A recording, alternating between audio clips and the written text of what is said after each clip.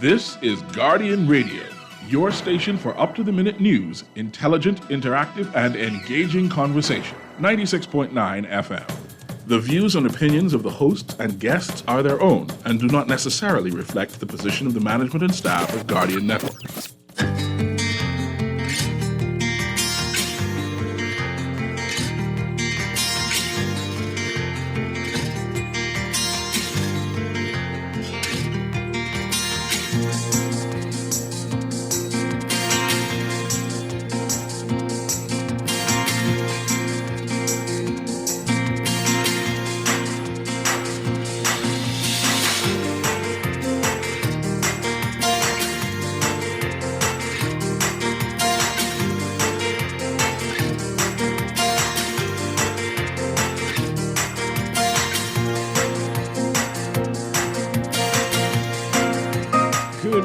Prime Minister Davis and former Prime Minister Minnis spar over the state of PMH, each blaming each other for the inadequacies.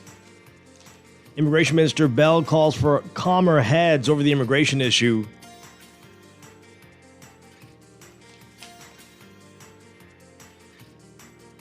And Opposition Leader Pintar claims government discontinuing cases against PLPs. It's all straight ahead this morning. I'm Dwight Strachan. And this is Morning Blend. Wake up, it's a new day. Wake up, it's a new day. It's the start of a new way. You know that it's there. It's the start of the end of the old way. Wake up. It's a new day. Wake up. It's a new day. Good morning again, Bahamas. It is Thursday, February 2nd, 2023. This is Morning Blend on Guardian Radio 96.9. Again, I'm Dwight Strachan. In a moment, Laverne Gardner will be joining us. Also this morning, we're talking about the grouper season. It is closed. Does everybody remember that? We'll talk to the Perry Institute about that. And later in Morning Blend Business, we are getting a look back at the real estate year of 2022 and what that means for 2023 and beyond, looking at the trends with the Bahamas Real Estate Association. That's all straight ahead, but first, it's time for the overnight, the latest breaking news from while you were sleeping, and the top national and international headlines this morning.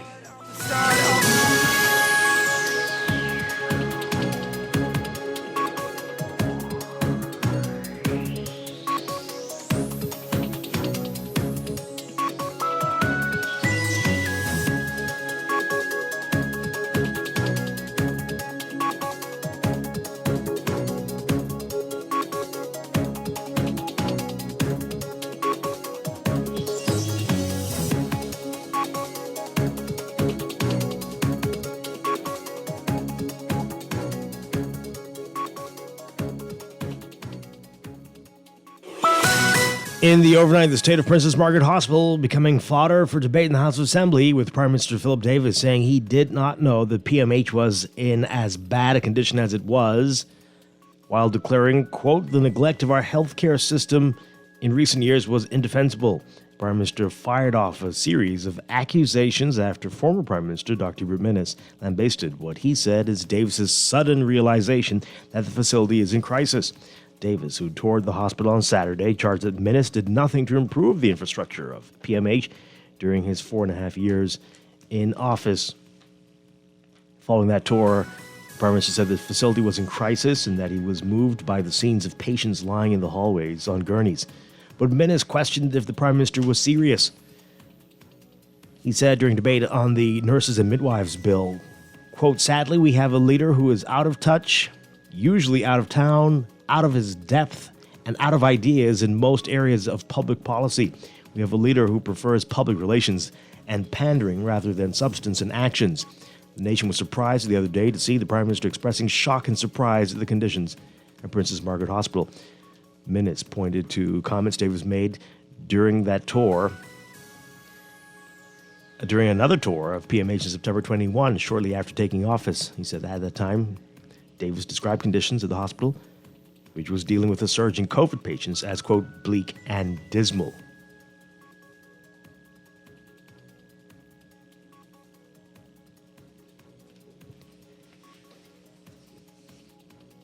Meanwhile, leader of the opposition, Michael Pintard, charging that the Davis administration can discontinue cases after PLPs, cases against PLPs while going after FNMs. Pintard did not expand on what he was talking about, and no member of parliament took exception to the controversial claim, which came at the very end of contribution to that debate on the Nurses and Midwives bill, in which he took liberties in raising certain off-topic issues. As protesters gathered outside the House of Assembly yesterday to demand the government give more urgent attention to the country's immigration issues, Immigration Minister Keith Bell called on Bahamians generally to, quote, let sanity prevail while we face these challenges. Scores of demonstrators chanted, quote, brave got to go, in response to what they said is an immigration crisis. In a communication to the House, Bell insisted that the government is taking very serious action.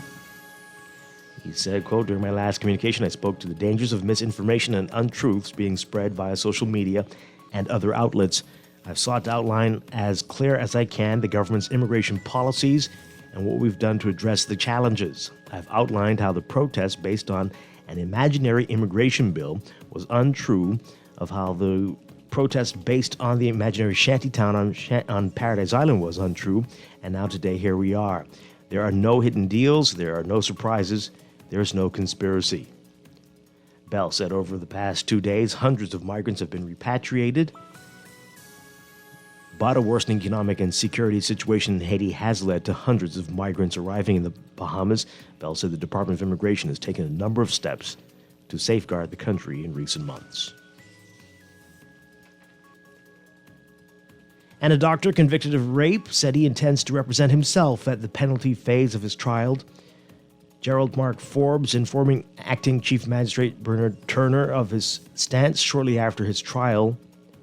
After his trial lawyer, Devard Francis, said he wanted to withdraw from the case. Forbes was unanimously convicted of rape last September for a complaint that stemmed from 2010.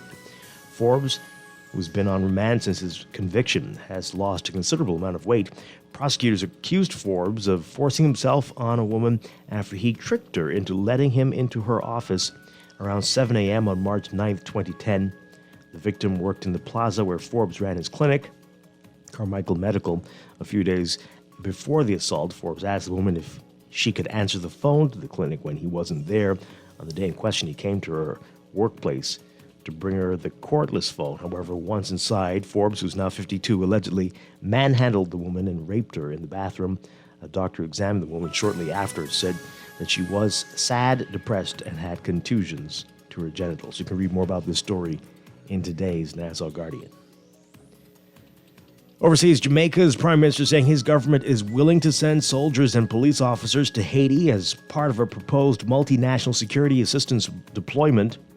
The announcement coming a week after UN Special Envoy for Haiti, Helen Lalime, saying that she hoped that the UN Security Council would deal positively with the pending request from Haiti's government for international armed forces, despite the US and Canada showing no interest. Jamaican Prime Minister Andrew Holness telling the island's House of Representatives Tuesday that he wants to help Haiti and support a return to a reasonable level of stability and peace, which would be necessary for any inclusive democratic process to take root. The announcement appears to mark the first time that a nation in the Western Hemisphere publicly offers boots on the ground after Haiti's prime minister and other top officials requested the immediate deployment of foreign troops in early October amid a crippling fuel siege blamed on the country's most powerful gang. The UN Security Council has mulled the request but taken no action, opting instead to issue sanctions on people, including former or current gang leaders and former police officers blamed for masterminding multiple massacres.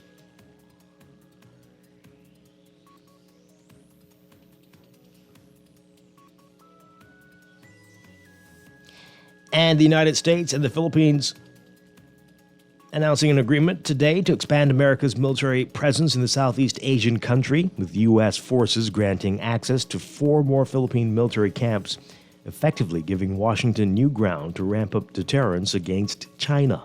The agreement between the longtime treaty allies under a 2014 defense pact was made public during the visit of U.S. Secretary of Defense Lloyd Austin, who has led efforts to strengthen America's security alliances in Asia and China's increasing assertiveness toward Taiwan in the disputed South China Sea. The allies also said in a joint statement that substantial progress has been made in projects at 5 Philippine military bases where U.S. military personnel were earlier granted access by Filipino officials under the Enhanced Defense Cooperation Agreement. Construction of American facilities in the camps has been underway for years, but has been hampered by unspecified local issues.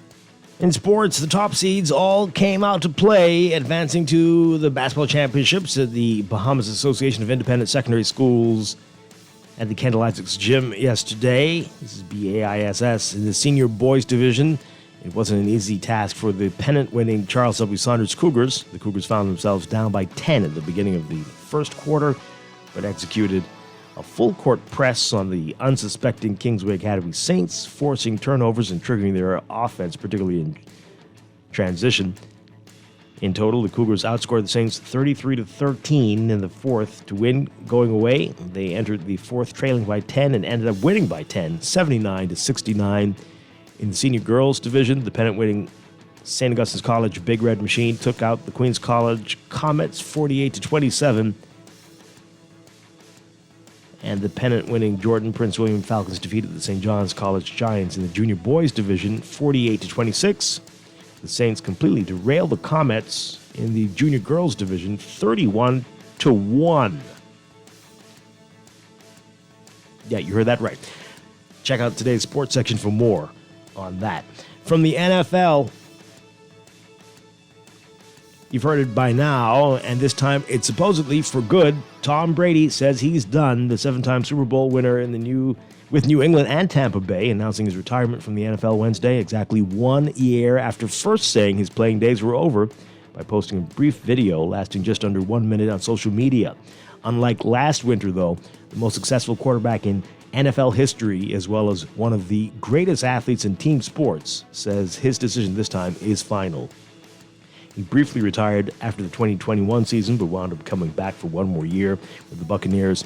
He retires at age 45, the owner of virtually every meaningful NFL passing record in an unprecedented 23-year career.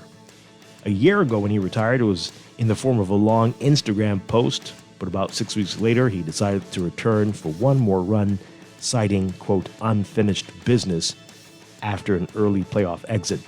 The Buccaneers, with whom he won a Super Bowl 2 seasons ago, made the playoffs again this season, losing in their playoff opener. And at the time, it begged the question about whether Brady would play again.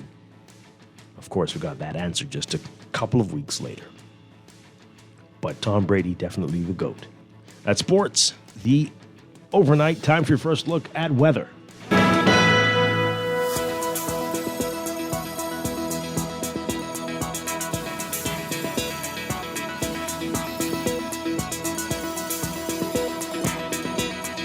In your weather for today, we've got high pressure that continues to dominate weather across the islands, maintaining pleasant and dry conditions.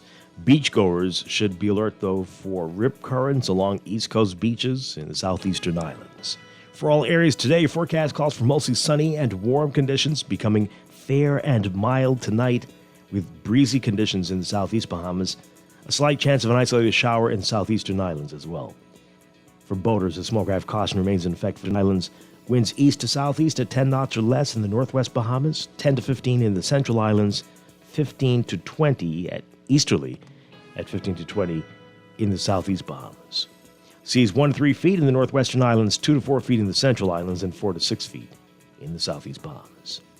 70 degrees right now under fair skies in Nassau. Look for highs getting up to around 84 Fahrenheit, 29 Celsius. Overnight lows tonight getting down about 66 Fahrenheit, 19 Celsius. That is your first look at weather this morning. We'll have your after traffic in just a bit.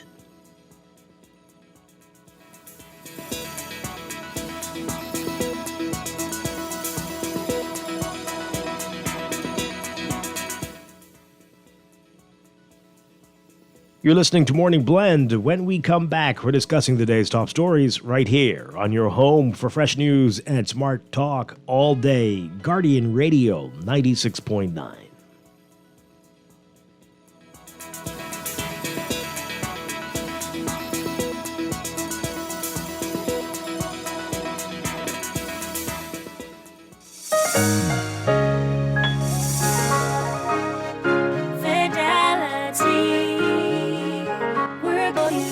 Whether your business is in-store, on the go, or both, let Fidelity work with you to maximize your customers' payment options with a fixed or mobile terminal so that you never miss a sale.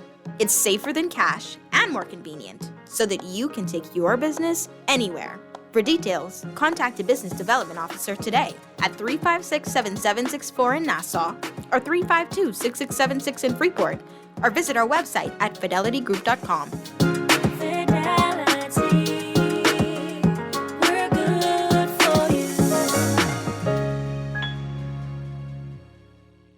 Are you ready to break up with your car? Easy Car Sales invites you to fall in love with an electric vehicle. Ditch the gas pump, the expensive mechanics. Feel the freedom, the power. Visit easy242.com and make a date to test drive an electric vehicle today. Get into a better relationship. Find your perfect match at Easy Car Sales and drive electric happily ever after. Legacy College Readiness and Tours. Already get the first set of notes to prepare you for college. You're thinking so much you gotta do. Legacy will handle that for you. Legacy College Readiness and Tours is committed to providing a comprehensive guide and process, regardless of a student's academic profile. There are many ways one should in college selection process: word of mouth, extensive research, college fairs, and if possible, college visits. A campus visit is your opportunity to get a first-hand view of a college. A college catalog, brochure, or website can only show you so much. To really get a feel for the college, you need to check out the town, the city, walk around the quad, sit in the class dorms. College tours are an important part of the college selection process, and Legacy College Readiness and Tours offers that opportunity. If you're interested in hearing more about college campus tours and summer workshop prospects, give us a call at 242-809-5278 or email us at legacycollegetours@gmail.com. This is Guardian Radio 96.9 FM. Fresh news, smart talk, all day. Wake up, it's a new day. Wake up, it's a new day. It's the start of you know that it's there. It's the start of the end of the old way. Wake up, it's a new day. Wake up, it's a new day. Good morning, Blend here on Guardian Radio 96.9. We are streaming live on GuardianTalkRadio.com and on the Guardian Radio app for smart devices. We're also on your televisions on Cable Bahamas Channel 969 and BTC Flow Channel 612. You can tweet us at MorningBlend969 or Facebook.com/MorningBlend969. Text us on the Guardian Radio text line TC 422-4796. Standard text rates apply. Once again, I'm Dwight Strachan. Joining me now, Laverne Gardner. Good morning, Laverne. Good morning. How are you? Doing well. Great to have you with us as always. Be here. Hope all's well in Grand Bahama. Yes. What was that? What was that pause for? Oh boy. Oh boy. Okay. We'll leave that there then. It's Grand Bahama. Yeah, man. Okay, we know what that means. Yeah. All right. So we have a lot to get to this morning. Coming up in our 8 o'clock hour, we're going to be talking about the grouper season. It is closed. But have you had boiled grouper, boiled fish recently? What's that all about? We'll talk about that and what people need to keep in mind, why this is so important to close the season. We'll be joined by the Perry Institute. We'll tell you who they are. Coming up as well. Later in Morning Blend Business, we're talking with BRIA, that's the Bahamas Real Estate Association, about the real estate market in the country, what they saw in 2022 and what that likely will mean for 2023 and going forward. That's coming up. But let's begin with what else is in the news.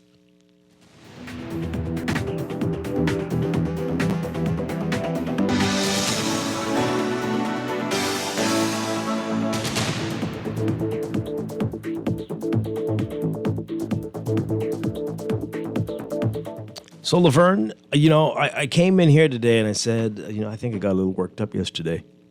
I don't know if you heard the show. Well, I got a little heated. And I'm like, I'm going to be calmer today. I'm not going to let stuff get to me. I'm going to be good. It's working out for you. Well, I look at the headlines and then I'm like, oh boy. So the Guardian's headline, Minnis Davis spar over state of PMH. The Tribune's headline is, Davis, it's your fault, Dr. Minnis. Anyway, so this is what they're doing now. They blame each other for, they're trying to see who's worse and who made PMH worse. And so it's going to be hard to do this today. Can I to be No, calmer? we're going to start today. You're going to remain calm. And we're going to discuss this state of disrepair that PMH apparently has fallen into just over the last, 3 years, because it was a shocker to the current prime minister. So he was not aware. Heart-wrenching. Yes. Okay, so let's read it. Let's read what's being said here and the back and the forth and who caused what. Who caused PMH to be so bad. Okay, so our Travis Cartwright Carroll writing in the Guardian today, Nassau Guardian. The state of Princess Margaret Hospital became fodder for debate in the House of Assembly yesterday, with Prime Minister Philip Davis saying he did not know that PMH was in as bad a condition as it is, while declaring, quote, the neglect of our health system in recent years was indefensible. The Prime Minister fired off a series of accusations after former Prime Minister Dr. Minnis, he said, is Davis's sudden realization that the facility is in crisis. We were all shocked that he suddenly realized that this week. We were indeed. Davis, who toured the hospital on Saturday, charged that Dr. Minnis did nothing to improve the infrastructure of PMH during his 4.5 years. Following that tour, the Prime Minister said that the facility was in crisis and that he was moved by the scenes of patients lying in the hallways on gurneys. But Minnis questioned if the Prime Minister was serious. I almost want to play the audio, but I can't stand hearing him. But Minnis said, this is great. I don't know who wrote this. This is beautiful stuff from former Prime Minister Minnis. He said, quote, sadly, we have a leader who is out of touch, out of his depth, and out of ideas in most areas of public policy. We have a leader who prefers public relations and pandering rather than substance and actions. The nation was surprised the other day to see the Prime Minister expressing shock and surprise at the conditions at Princess Margaret Hospital. Indeed. Minnis pointed to comments Davis made in a tour of PMH in September 2021, shortly after taking office. At that time, Davis described conditions at the hospital, which was dealing with a surge in COVID patients, as, quote, bleak and dismal. Many people had criticized Minnis for calling an election during the worst surges of COVID since the start of the pandemic. But Minnis asked yesterday, quote, so what did he do from 2021 to last week to improve the hospital and speed up the process because things were so dismal and bleak? It appears that it was mostly talk and public relations for our globe-trotting leader. If he knew in 2021 that PMH was in such a bad state, how could he last week again appear surprised that the same hospital and healthcare system is in a bad state? Does it think, Laverne? No? That I gotta say, I am not a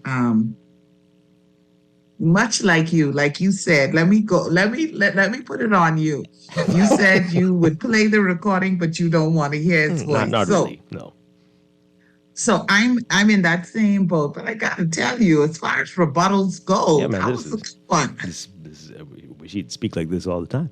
Anyway, Minnis said the tower, which was set up to be built by the Beck Group, was going to have facilities for maternity, child health, and accident and emergency. I missed something on it. Okay. The former Prime Minister also criticized Davis for failing to follow through with a plan that the FNM had to build a 4-story tower next to PMH. Where were they going to put that? 4-story tower next to PMH. He said the tower was going to be built by the Beck Group and would have facilities for maternity, child health, and accident emergency. Many of those sound like the same things that Dr. Darville, the health minister, says they're going to build at a new facility somewhere. Davis said that the former Prime Minister has, quote, no moral standing, though, to speak on health care. He said Minnis left PMH in shambles and argued that several wards were left empty. The Prime Minister said, quote, what we met in 2021 was not just in that state in 2021. These wards were closed for years. What were the administration doing, the Minnis administration doing? He says he created a plan with a tower. That's the Tower of Babel, eh? What did you do, man? I recall that I was continually reminded I'm a doctor. But as a doctor, holding the post of Prime Minister and knowing the state of the hospital, I don't think you should go down this road. I really don't think you should go down this road. Because as a lawyer, the things that he... Anyway, let's read what he said. Quote, but as a doctor, holding the post of Prime Minister and knowing the state of the hospital and doing nothing was done. I won't talk about the Family Islands and all the clinics that they just abandoned, did nothing to. He has the temerity to come and say what we must do and what we must not do. You don't have the moral standing to speak to these matters. And you can hang on to what was written in The Guardian about me as much as you wish. I am not intending to follow what it says. Oh, boy. I have my job to do, and I'm going to do it. Okay, Prime Minister. Minnis, in his contribution, referenced 2 Nassau Guardian editorials about the Prime Minister, Davis, including a recent editorial which pointed out the inaccuracy of the Prime Minister's repeated claim that he met the economy in a deep recession. While responding to the former Prime Minister regarding PMH, Davis spoke on the scenes he witnessed at the hospital.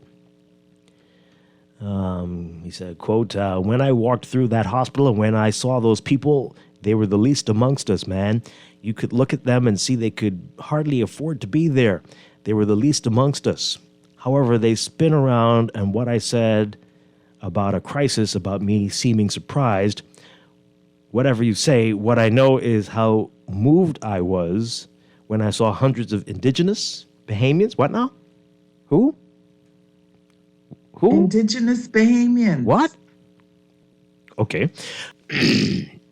Boy. When I saw hundreds of indigenous Bahamians just lying on gurneys, wanting help, and the manner in which... Okay, I can't even continue. Oh, boy. Hey, let's get your reaction to it, the back and forth, and it's still the state that it's in, folks. So what's the point of this discussion? Indigenous babies. Anyway, 323-6232. 325-43. Well, how long were they there? From like 1492? What was going on? Boy, that hospital is really bad. 325-4. What's happening? We got to end the show. We'll be back tomorrow. We'll be back tomorrow. I can't do it. Indigenous babies relying on gurneys in the hospital? Well, what? They really have a shortage. 500 and something years, they haven't looked at these people.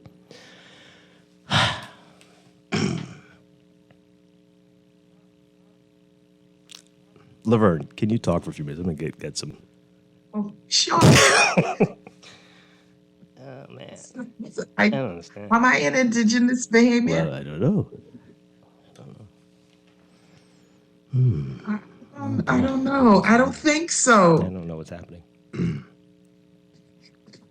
It's typically indigenous would be, I don't know. I don't understand. Okay. Let's not get sidetracked here. I don't know what I mean. Let's focus on the back and forth. And what the Prime Minister was saying about the state of PMH and how he was so surprised and saddened. Yeah. Give us a call, folks. 323-6232. 325-4316. 325-4259. Tweet us, Facebook us, text us, 422-4796. All right, the texts are coming in. Let's get to some of these. Good morning. I listened to your headline this morning. I heard where the former leader of the FNM attacked the Prime Minister about him being out of touch with what's happening at PMH and the accusations of the Prime Minister traveling. But there was nothing where the PM rebutted such claims. Oh, no, we just read that part. Yeah, okay. Yeah. Another one here. The Prime Minister, Davis, is not being truthful, putting on for the cameras as if he did not know. He was the very one, I think they're trying to say reigned from PMH for the same reason, now playing like he's surprised. And shame on Minnis and Dr. Dwayne Sands because they both worked there and ignored the conditions. Okay. Dwight, Dr. Minnis needs to shut up. He has no grounds to speak on the condition of the hospitals in this country. He had 4.5 years to fix them. Even more, he was a doctor. He should have done better. Now give someone else 4 years to try to not get done. Okay. This one says here, the messenger is the message. I actually agree with everything Minnis is saying, but when he says it sounds so very hollow. He should stay out. Interesting. Yeah. Wait, Dr. Minnis is a doctor? I just heard you say Dr. Minnis said, if you would recall, that was Davis saying he used to hear it all the time from Minnis when he was the Prime Minister that, as a doctor, I'm a doctor. You remember that was Davis was saying. He could stop hearing, as all of us could not stop hearing the former Prime Minister remind us that he was a doctor. Yes. It's because of the pandemic. I think that was his lead in every time. But I think the person's trying to be funny here. On the other side, I think I remember hearing it a few times. I'm not sure. Yeah. You definitely heard it a few more than a few times. All right. So this person here says, Dwight, you know exactly what he means when he says indigenous Bahamians, not Haitian. Then being a Haitian sympathizer isn't funny, bro.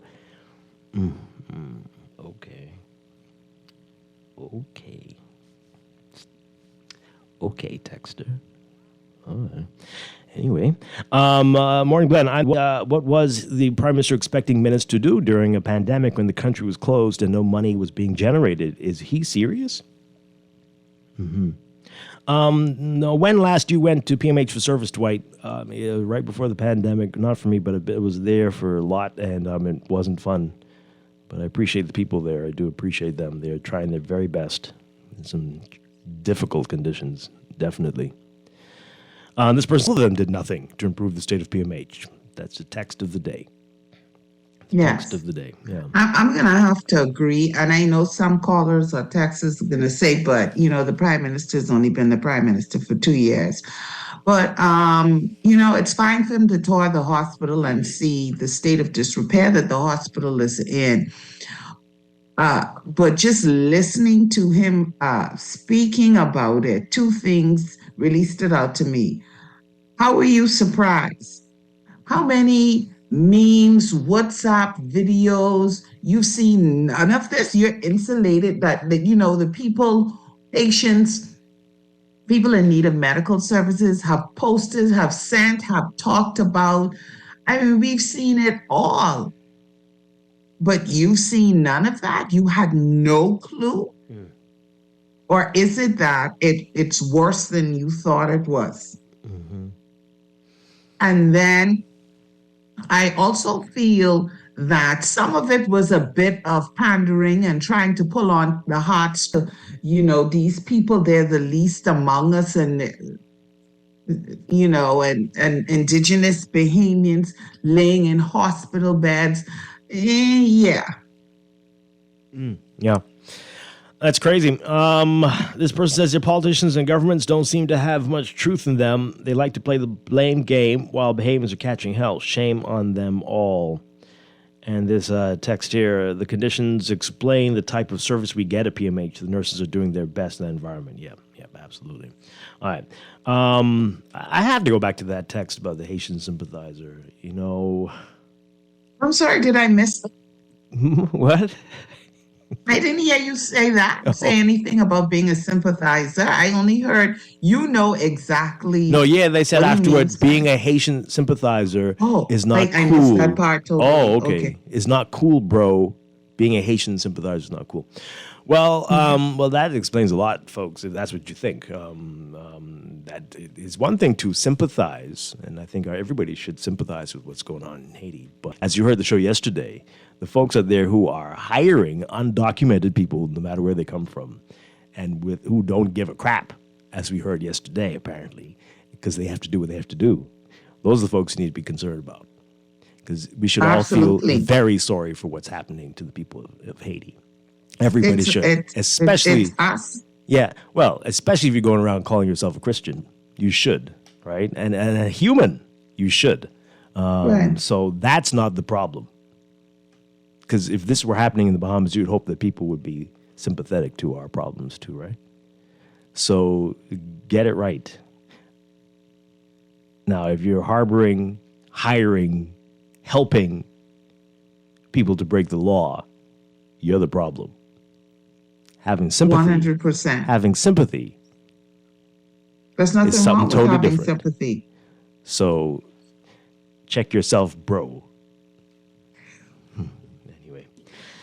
I'm going to period you that we're staying calm today. Well, okay? I'm trying. Some more text messages. This person says here, the state of PMH can be seen every day. Just pass by the entrance during visiting hours around 6 p.m. and see the long line queued outside to get in to visit 6 patients. Persons sometimes spend half the visiting hour waiting to get inside because of security checks. It is pathetic and ridiculous and automatically shows a lack of empathy towards people. I know for a fact of a young lady outside on the line talking to her mother who was a patient on the inside, and by the time she was able to get through onto the ward, her mother had died. Oh, my gosh. Mm. Wow. Yeah. Well, I think even more challenging than the line is the parking issue. That's insane. This person says here, good morning, Dwight. Both prime ministers should hang their heads in shame. Minnis has no right to open his mouth, and Prime Minister Davis needs to be in the country to know what's happening. He's busy with his problems besides Bahamians. Time will tell. Bahamians are watching. The Prime Minister sounds like he's up to old tricks again. Remember his favorite line, I don't recall? So you mean to tell me his Minister of Health, who, by the way, was also on the tour and took pics of PMH at the beginning of his term, doesn't give him updates on the state of the health sector? And I guess not. And like you said, we've been talking about Or maybe it's, yes, I've been hearing this, but, the reality is much worse. Mm-hmm. He thought we were exaggerating. Right. Yeah. He couldn't possibly imagine the conditions. But like I said, we've been seeing WhatsApp videos for so long about the conditions there. I don't know how it's a surprise. Yeah. But according to him, it is. My goodness. And this text He's shocked here, and saddened. The two prime ministers are to be blamed. When he was in opposition, he noticed and spoke about it, and now he's prime minister, so there's no excuse. And it should be first priority. We are tired of the back and front shows. Yeah. Well, that these are good distractions. This is what clearly, that is there. And that's happening while outside people were screaming and calling for the Prime Minister to be gone. We'll get to that. Meanwhile, on the outside. Yeah, right. We'll get to that. Wiley is shocked and dismayed. And on the throwing outside, blame, people are chanting he has to go. Throwing blame on other people outside a different story. And we'll get to that and what the immigration minister is saying and how he's showing that, they're doing everything they can on immigration by repatriating as often as possible. We'll get to that after the break. This is Morning Blend on a Thursday morning right here on Guardian Radio 96.9.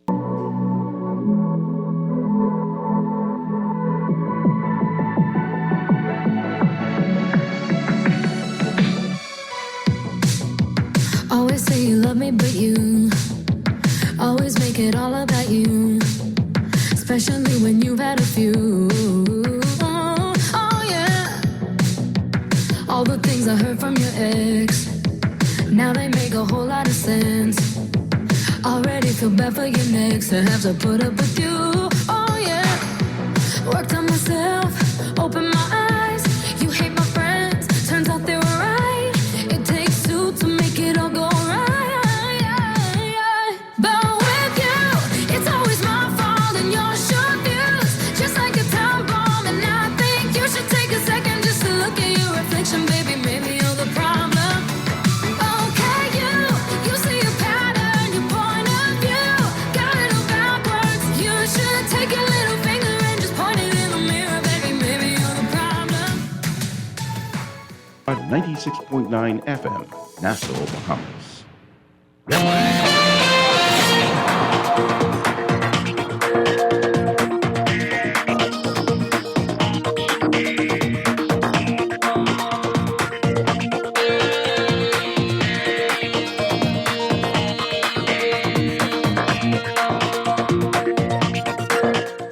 It's time for your first look at traffic for this morning, brought to you by RBC. RBC's mortgage specialists can provide helpful solutions to make your dream home a reality.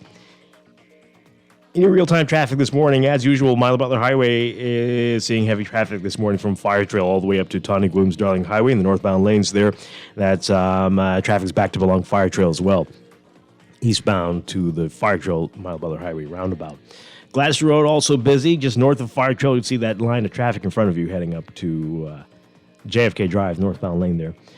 Carmichael Road, westbound, building traffic to Coral Harbor Road, and eastbound, just east of Fire Trail to Blue Hill Road this morning, near the junction with Cowpen Road and Zion Boulevard, and especially further up near St. Vincent Road, Carmichael Road, and north of Soldier Road on the way to the roundabout with Independence Drive. Building traffic on Independence Drive, but Soldier Road near Windsor Place and between Soldier and Old Trail on Robinson Road, you're going to be seeing some building traffic there.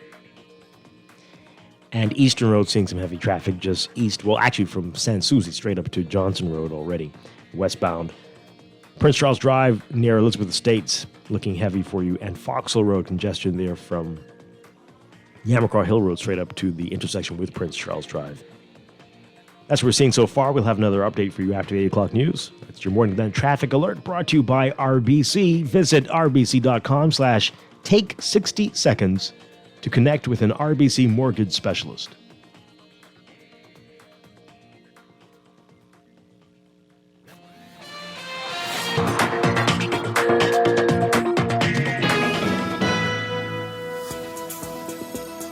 And time for another check of your weather for today. We've got high pressure that continues to dominate weather across the islands, maintaining pleasant and dry conditions.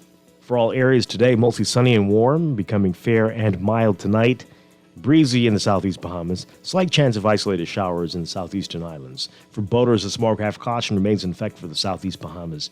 Temperatures getting up to around 84 Fahrenheit, 29 Celsius. Overnight lows tonight getting down to about 66 Fahrenheit, 19 Celsius. In your extended outlook, high pressure will shift east of the area, allowing a strong cold front to slide into the northwest Bahamas late Friday night or early Saturday morning. Winds behind the front will be fresh to near gale force across the northwest Bahamas and boaters are being asked to remain in port beginning Friday night and all day Saturday, so not a weekend for boating.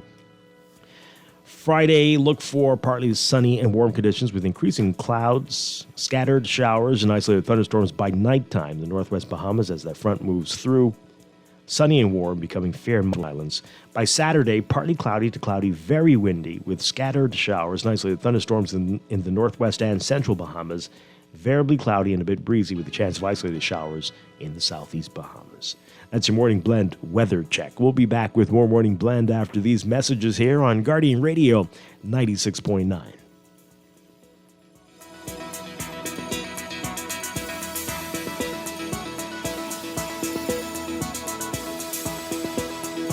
Whether you're looking for your first or new home or even using your existing home as equity, RBC understands that your journey to home ownership is unique and your mortgage financing should reflect that. That is why at RBC we have dedicated mortgage specialists that provide sound advice and helpful solutions to make your dream home a reality. Best of all, the RBC mortgage team is mobile, flexible, and will meet you almost anywhere. Visit rbc.com/take 60 seconds to connect with an RBC mortgage specialist. Florida Auto Parts can deliver all the auto parts your car will ever need, direct from the USA and from around the world. Florida Auto Parts provides fast delivery on auto parts, and we ship throughout the Bahamas, genuine or aftermarket, new or used, and all for the best price. Call Florida Auto Parts Trusted Parts Rep on WhatsApp at 1-786-772-8777 to save on your next auto parts purchase. Florida Auto Parts, the right parts at the right price. With over 25 years in business, nothing says commitment to our people, culture, and service like Rev. And this year is no different.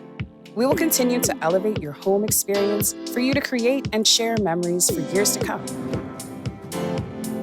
while keeping you connected to the people and things you love most. Our pledge to provide quality service each year remains true.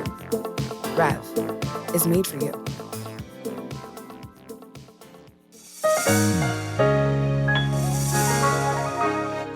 Fidelity, we're good for you.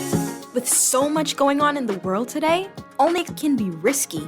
Let Fidelity offer you and your customers safety, convenience, and the flexibility of a fixed or mobile terminal. Take it with you, on the move and on the go, because business should never stop. For more details, speak to one of our business development officers at 356-7764 in Nassau or 352-6676 in Freeport. Visit our website at fidelitygroup.com or visit us at any of our branches.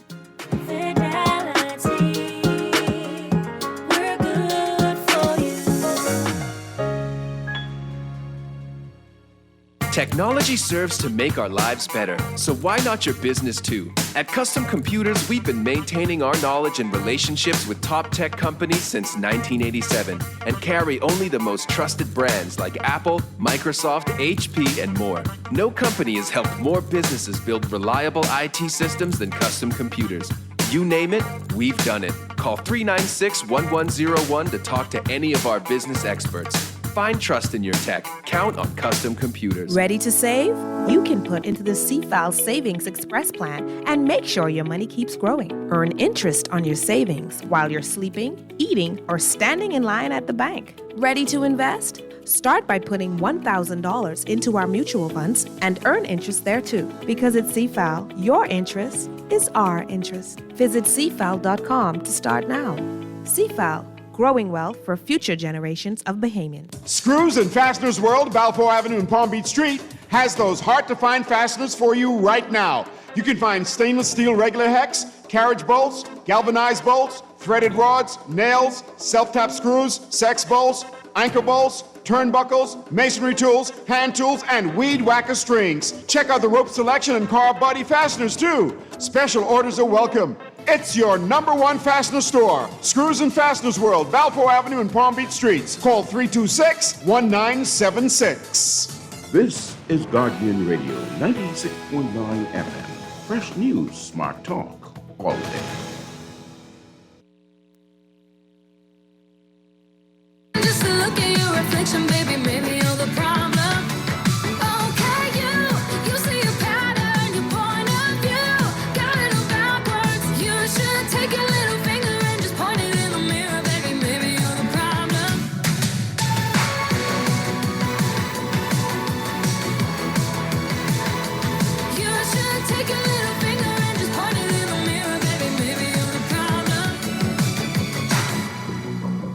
Ego always doing the most.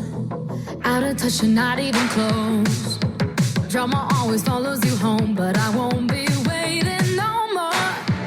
Worked on myself, open my eyes. You hate my friends, turns out they were right.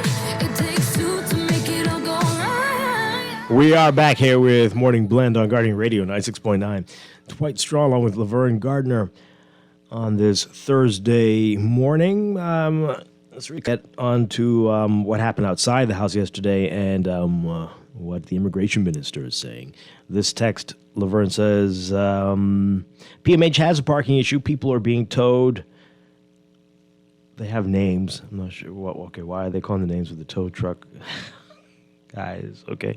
Well, I mean, they are being told to do this stuff, I guess, right? I don't know if you can blame the tow truck drivers, but they have a parking crisis. They really do, and everybody's debating whether crisis is the right word to use for these things, but they have a parking crisis at PMH. That is definitely for sure. This one says here, Dwight Davis is the same man who flew out of the Bahamas for medical attention when he got COVID. That in itself showed a lack of confidence in PMH. He knew the state then, and even before that, as he was the deputy prime minister. How stupid do they think we are? And yes, Minnis needs to shut up as well. They should both get a few lashes with the cowcock. Oh boy, well that's not necessary. Come on now. Wow. Okay, call in 325-4316. 325-425. Now, let me just say this. We've got to apologize to everybody about our phones over the past few months. This has been a real challenge for us.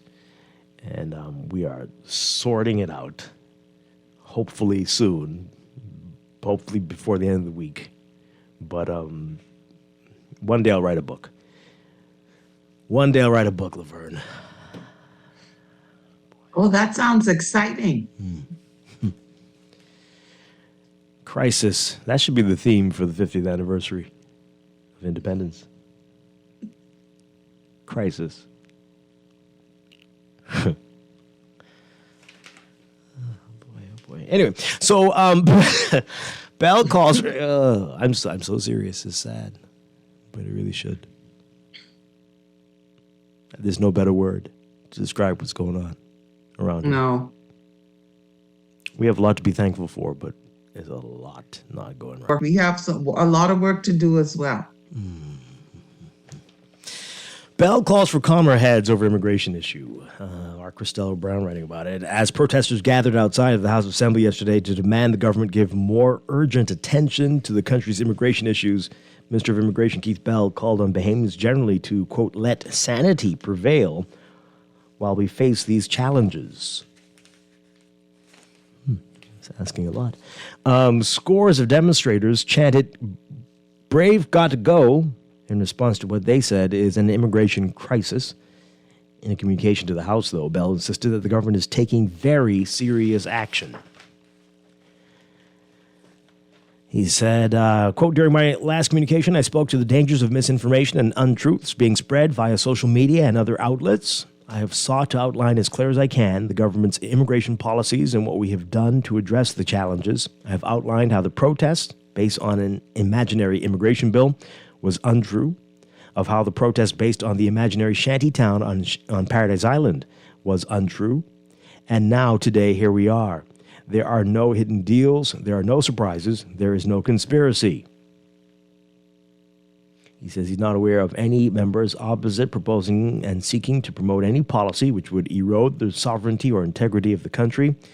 He said, quote, "This nonsense being spread by persons who do not appear to be familiar with the truth is just that, nonsense." Bell said over the past 2 days, hundreds of migrants have been repatriated. He said, quote, "Just yesterday," which would have been Tuesday, 3 repatriation exercises were undertaken by the Immigration Department, totaling 251 persons, including 31 Cuban nationals and 220 Haitians. I can further confirm that as I speak at this moment, the remaining 245 migrants are being flown to their home country. Bell said the Department of Immigration has taken a number of steps to safeguard the country in recent months. on Friday announced that no new work permit applications for Haitian citizens will be processed until such time as revised protocols are introduced to verify and authenticate documents issued by the Haitian government and the National Police, the Haitian National Police. Let's read that again. No new work permit applications for Haitian citizens will be processed until such time as revised protocols are introduced to verify and authenticate documents issued by the Haitian government and the Haitian National Police. Bell said new and existing permit to reside applications for Haitian citizens will only be considered on a case-by-case basis, and approvals will only be granted in the most exceptional circumstances. Bell committed to ramping up its special operations in the coming weeks to ensure people in shanty towns have legal status. That again. Okay, the people in the shanty towns have legal status. Wow, okay. Bell also announced last month that the Department of Immigration would crack down on work permit violators. During yesterday's communication, he said 4 Jamaican women known as the Mango Season Girls were arrested for working illegally at a dancing club on New Providence last month. Bell said that the raid on the club was a part of a wider crackdown on foreigners working in the Bahamas without a work permit. Our competitor, by the way, put that in their lead, in their headline. So Mango Season Girls arrested. That's a big deal. It's a big deal apparently. Sorry. That's what's important. I was trying to hold it. I was. That's what they are selling over there, folks. Anyway, okay. He added that the women were charged, convicted, deported. Referring, and again, that goes back to what we were saying earlier, and so many we were saying yesterday. They were arrested where? At this club dancing. Who hired them? Who hired the ladies? I can't bring myself to call them. Who hired these ladies, right? Referring to yesterday's demonstration, the minister noted that people have a right to peacefully assemble and protest. He said, quote, certainly protests are often necessary to the protesters and their calls for action. Ours is an open government. We're always open to listen. Indeed, at a previous protest, I received a proposal which was reviewed and considered. I would ask that everyone ensure that while we face these challenges, let sanity prevail. He received a proposal which was reviewed and considered. I wonder what that was about. We are a country of laws, and the mayor must remain a cornerstone of our country. Xenophobia has no place in the Bahamas, nor does the arbitrary harassment of any person on the basis of any perception as to their nationality. To those doing it, stop. Our immigration laws will be enforced and violators will be returned to their home countries. If you are an illegal migrant living on New Providence, on Abaco, on Eleuthera, on Harbor Island, on Grand Bahama, or anywhere else in this Commonwealth, you must leave. You must immediately wind up your affairs and leave the Bahamas voluntarily. Failure to do so will lead to your arrest, prosecution, deportation, and placement on a restricted list. This applies to anyone in this country illegally, not just the Haitian migrants, whether you are from the north, south, east, or west. If you have no lawful basis to be in this country, you must leave. Okay, Keith Bell there speaking. All right, let's get your reaction to it. Again, your patience is going to be required with these calls, but 323-6232, 325-4316, 325-4259. Tweet us, Facebook us, text us, 422-4796. See, everything's a joke to people. This one says, it's a text. Hold on now. Mango Season Girls, he's going too far. Bell has to go. See, this you got to take some things seriously. Just take some things seriously. Ah, boy, oh boy, oh boy. This is another. Okay, I'm glad I'm getting some responses about 242 Day, Laverne. Someone says if Guardian Radio can print, we must print a few 242 Day shirts. People will be willing to purchase and support. You think so? Okay. You remember? Yeah. Yeah. You remember I what would. 242 Day is, right? We're trying to get everybody to celebrate 242, the 24th of February, 242, the area code, right? Every year. We want that to be a big thing. We think that should be great. That's coming Dwight, up. I'm all for it. So we got to do something. More messages about mango season. That's all everyone wants to talk about. Hey, mango season girls. What will Harryville girls come in? I don't know what that is. Hey, okay. That's, boy. I think they're just trying to be mango, funny. cherry. Oh boy. Yeah. Can we start by not giving children of illegal migrants the right to apply for citizenship at age 18? Start there. Next stop, the expansion of shanty towns. You mean to stop it? No, stop the expansion. Okay.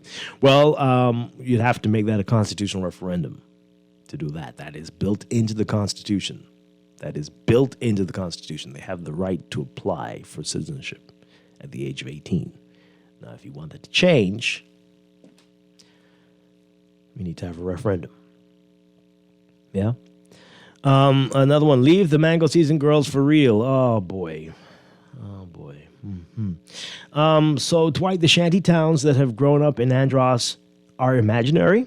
Abaco is imaginary. Nassau is imaginary. A serious effort by the government would be to fine all of the work permit employers $10,000 if their work permit holders do not hold a valid rental license.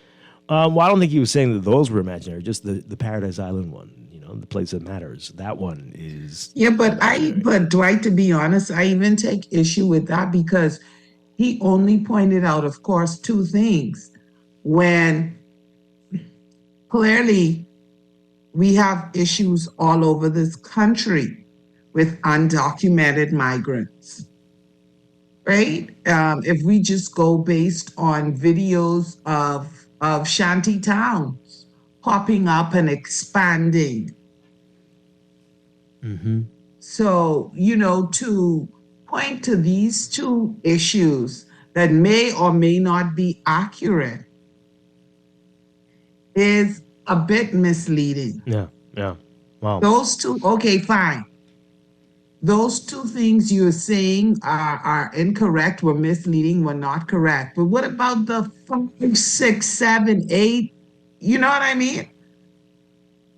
Different issues where people are talking and sharing experience seeing on the ground every day. Yeah, absolutely. This text here, this is important. Yeah, we heard about how many mango season girls? 3? I thought it was 4. Maybe 4. Don't be losing the mangoes. 4 mango season girls. Okay, but this text here, the mango season club owner needs to be fined or have his license taken. I smell a big dose of corruption. Why was that not mentioned, right? You've got undocumented. This is the same thing we talked about yesterday on the show. All these owners of these companies who are hiring people, they don't check, they don't care because they have a job to do. They need to get it done. But are they getting fined, right? Right. What's happening to them? Agreed. That's excellent, Texter. In addition to them being deported, the owner of the club should have been before the courts facing charges. Absolutely. This one here says, so the mango season girl is gone, but the police who do security for the club and the owners face no charges? Huh? Why is there no mention of crackdowns on enablers and only deflective replies from this man? Can he get anything right in my face? Where are the prosecutions of people hiring illegals? And not just him, it's everybody in authority. Why aren't they saying those things, right? When they go to these construction sites. Why aren't the owners of those companies being hauled before the courts as well?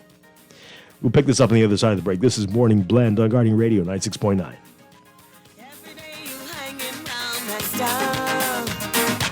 Say my mangoes look better than yours.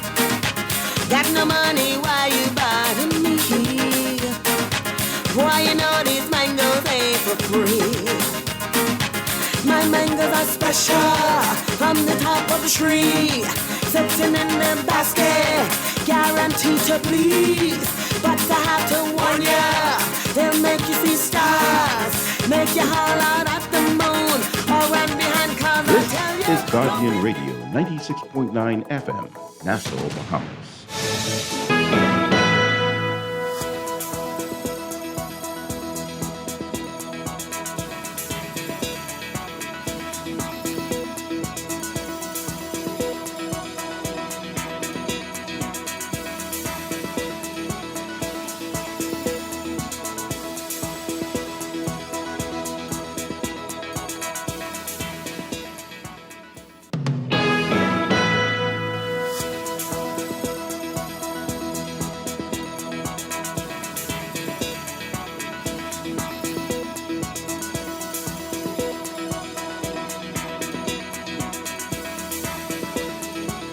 Welcome back to Morning Blend here on Guardian Radio 96.9. We are streaming live on GuardianTalkRadio.com and on the Guardian Radio app for smart devices. We're also on your televisions on Cable Bahamas, Channel 969, and BTC Flow, Channel 612. You can tweet us at MorningBlend969 or Facebook.com/MorningBlend969. Text us on the Guardian Radio Tech, powered by BTC, 422-4796. And now at 8:25, it's time for another check of your weather for today, brought to you by Bahamas First Insurance. We've got high pressure that continues to be the dominant weather feature across the islands. That's going to maintain the pleasant and dry conditions, but changes are coming. Meanwhile, beachgoers should exercise caution. There's a risk of rip currents along East Coast beaches in the southeastern islands. For today, for all areas, mostly sunny and warm, becoming fair and mild and breezy in the southeast Bahamas. There's a slight chance of isolated showers in the southeastern islands as well. Smoke-craft caution in effect for the southeast Bahamas. Temperatures today getting up into the mid-80s, highs around 84 Fahrenheit, 29 Celsius. Overnight lows tonight getting down about 66 Fahrenheit, 19 Celsius. In your extended outlook, high pressure will shift east of the area, allowing for a strong cold front to slide into the northwest Bahamas late Friday night, early Saturday morning. Winds behind the front will be fresh to near gale force, and that'll be across the northwest Bahamas, and boaters are going to be advised to rain night and all day Saturday. So for Friday, tomorrow, at least at first, partly sunny and warm, but then you'll see that increase in clouds and scattered showers and isolated thunderstorms by nighttime in the northwest Bahamas. Sunny and warm, becoming fair and mild for the central southeastern Bahamas. By Saturday, partly cloudy and very windy with scattered showers and isolated thunderstorms in the northwest and central Bahamas. Variably cloudy and a bit breezy with isolated showers in the southeast Bahamas. Cooler temperatures, as we said, behind that front. That's your morning blend weather check, brought to you by Bahamas First Insurance. Visit firstonlineinsurance.com and select a Bahamas First agent to purchase, pay, or renew your car or home insurance 100% online, or just stop by any Bahamas First agent. Bahamas First, celebrating 40 years as the first Bahamian general insurance company. What's first for you comes first for us.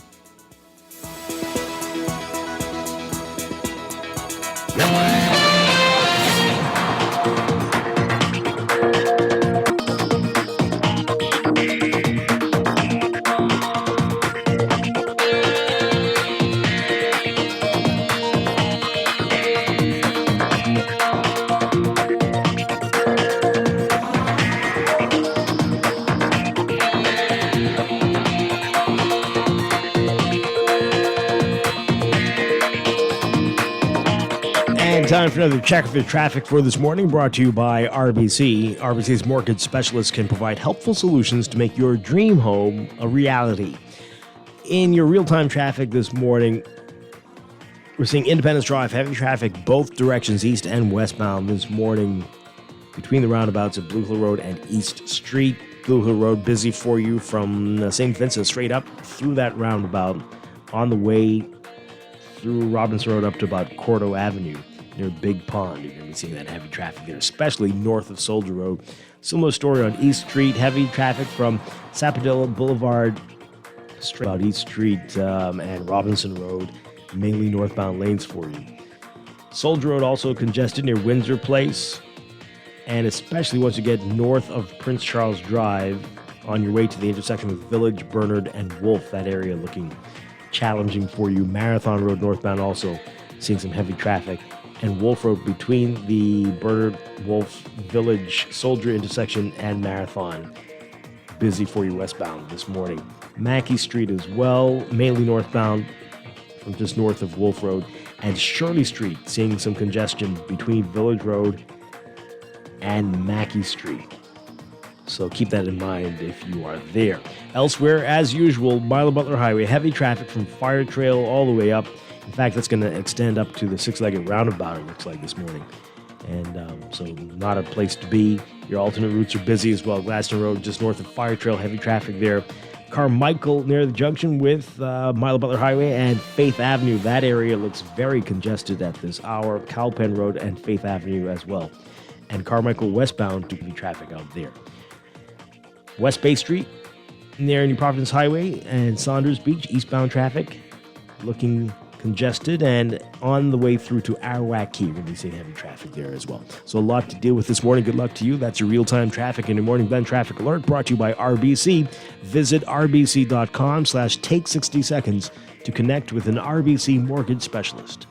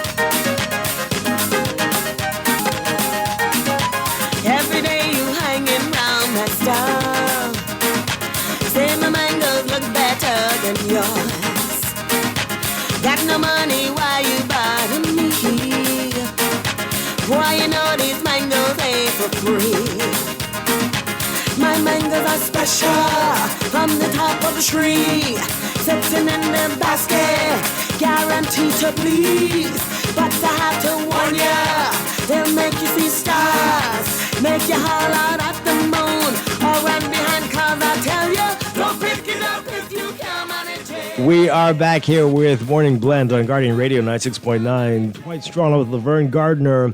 The people getting worked up about the mango stuff. That's more. That's where the priorities are, Laverne. Man, did you expect such a thing? Well, that explains a lot, eh? Yeah, it's interesting though that even in going their club where those ladies were dancing, I would think after the president of the Construction Association, and I'm sure I got the name incorrectly, I would think that immigration officers would be checking. Contractors Association. Sorry? Bahamian Contractors Association. Right. The Bahamian Contractors Association. I would think that immigration officers would be going around the construction sites, considering his statement that the construction industry would collapse if they did not hire undocumented migrants. Yeah. And after that eye-opening, ear-popping interview yesterday, somebody saying as well, clearly from that interview, we can deduce that there is a disproportionate number of males working in the construction sector without proper documents, yet they go after these four ladies providing a much welcome service to the country. Okay. Well, all are wrong. What? Can't just go... so you can look at it a couple ways, right? Sexism clearly is alive and well in the Bahamas, but also all of it is wrong. If you don't have the proper documents to work, no matter what type of work you're doing, you shouldn't be working, right? So let's crack down on it all. Oh boy. Oh boy. Okay. A few more messages on this. But buildings got to build, Laverne. Apparently. Buildings gotta build. Really? How else do you explain it? That's the excuse? How else do you explain it? I don't understand. Some more text messages. Mr. Bell is blowing smoke. We want to see the fire of action. The what? Okay. There's a viral video of immigration officers arresting undocumented individuals at construction sites. Have you seen it? No, I haven't. But no. Again, that is only a part of the problem. What about the people who hired them? They're arresting the owners as well. I want to see the viral video. Yeah. Where are those folks? Also arresting or having the police come and arrest the owners of these construction companies who are hiring these undocumented migrants. Because if you take those folks, they'll just get a new batch in. That's how it's been working. After They the should show, go before the courts. Yeah, They absolutely. should face serious fines. immediately. Ironically, we were talking about this on Friday, and right after the show, I can't remember where I was going, but I was passing by a government house, and there was a bunch of people doing some work on the wall, and I had my windows down. I could hear the discussions, the talks, and the accents. And of course, most of these people were, to use the words of the Bahamian Prime Minister, indigenous Bahamians. They didn't seem to be of that. Yeah. And, but of course, the foreman standing there talking to somebody who had a very strong accent of a different sort. But the foreman, a different complexion. Not that has anything to do with this, but I'm just saying, right? And but come on now. You see what's going on here, and it's right in front of our faces at Government House. It would have been interesting to see how many of those had their papers sorted out. But does it matter when the job has to get done? And so to continue going around arresting those folks only doesn't solve the problem at all. No, it doesn't. They will hire others. It isn't until we start doing that part. Yeah. That maybe we'll see some inroads. When Bahamians understand, Bahamians who want to do something like this illegal, when they understand that there are serious consequences, like immediately shut that site down. Shut the site down. If you begin to hit them in their pockets, we'll see a difference. Shut the site down. This text here, mango season, girls. We read that one already. Oh boy. You need to sit in the bushes and see how many police support the mango season. Oh boy. Okay. Yeah, I got that comment too. That police officers are there, off-duty police officers are there performing security and duties at the club. It's alleged. I don't know this for sure. Dwight, I'm gonna have to send you, to do some sort of undercover investigation. Well, okay.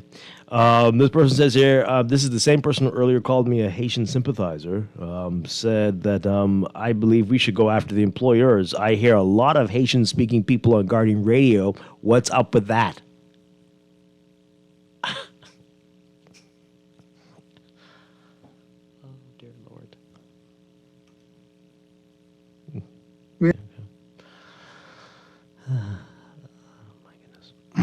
This text here. So they deport the women, but who wins? The club owner who no longer has to pay them? The club owner might have called immigration himself to get rid of the old ones and to bring in some new women, and the cycle continues.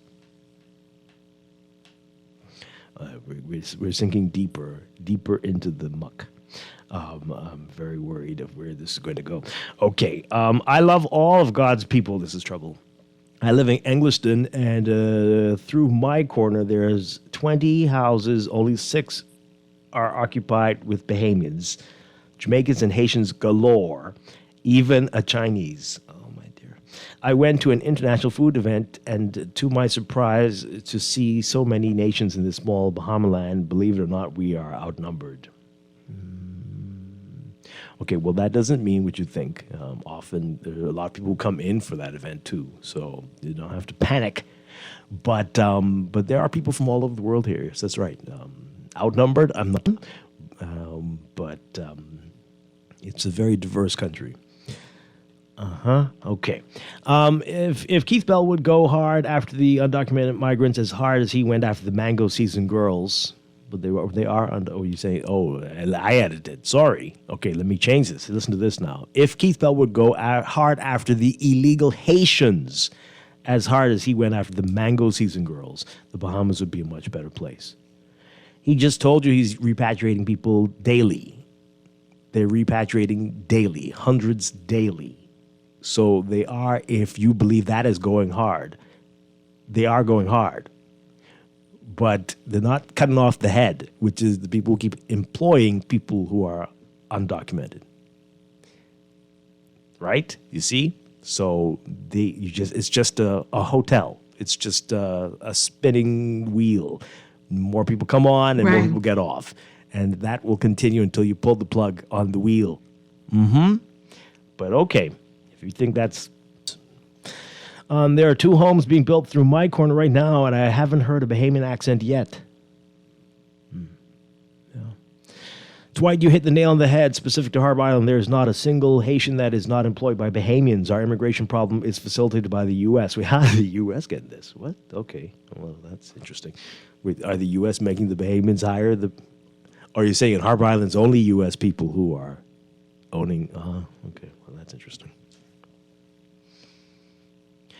I mean, they might be the owners, but who's the contractor? Who's the contractor? And the contractor is hiring the folks. Okay, so blame the whole world. There we go. Okay. Well, here we are, 2 days of it now, and again, it's questionable whether the owners of these companies are the ones who are being dealt with in the manner they should be dealt with. And we're going to be talking like this for a long time until we get serious about that. Right? Let's take a break. When we come back, the grouper season is closed, folks. But are you still eating boiled fish? Is it grouper? What you need to know when we get back. This is Morning Blend on Guardian Radio 96.9. Stay with us.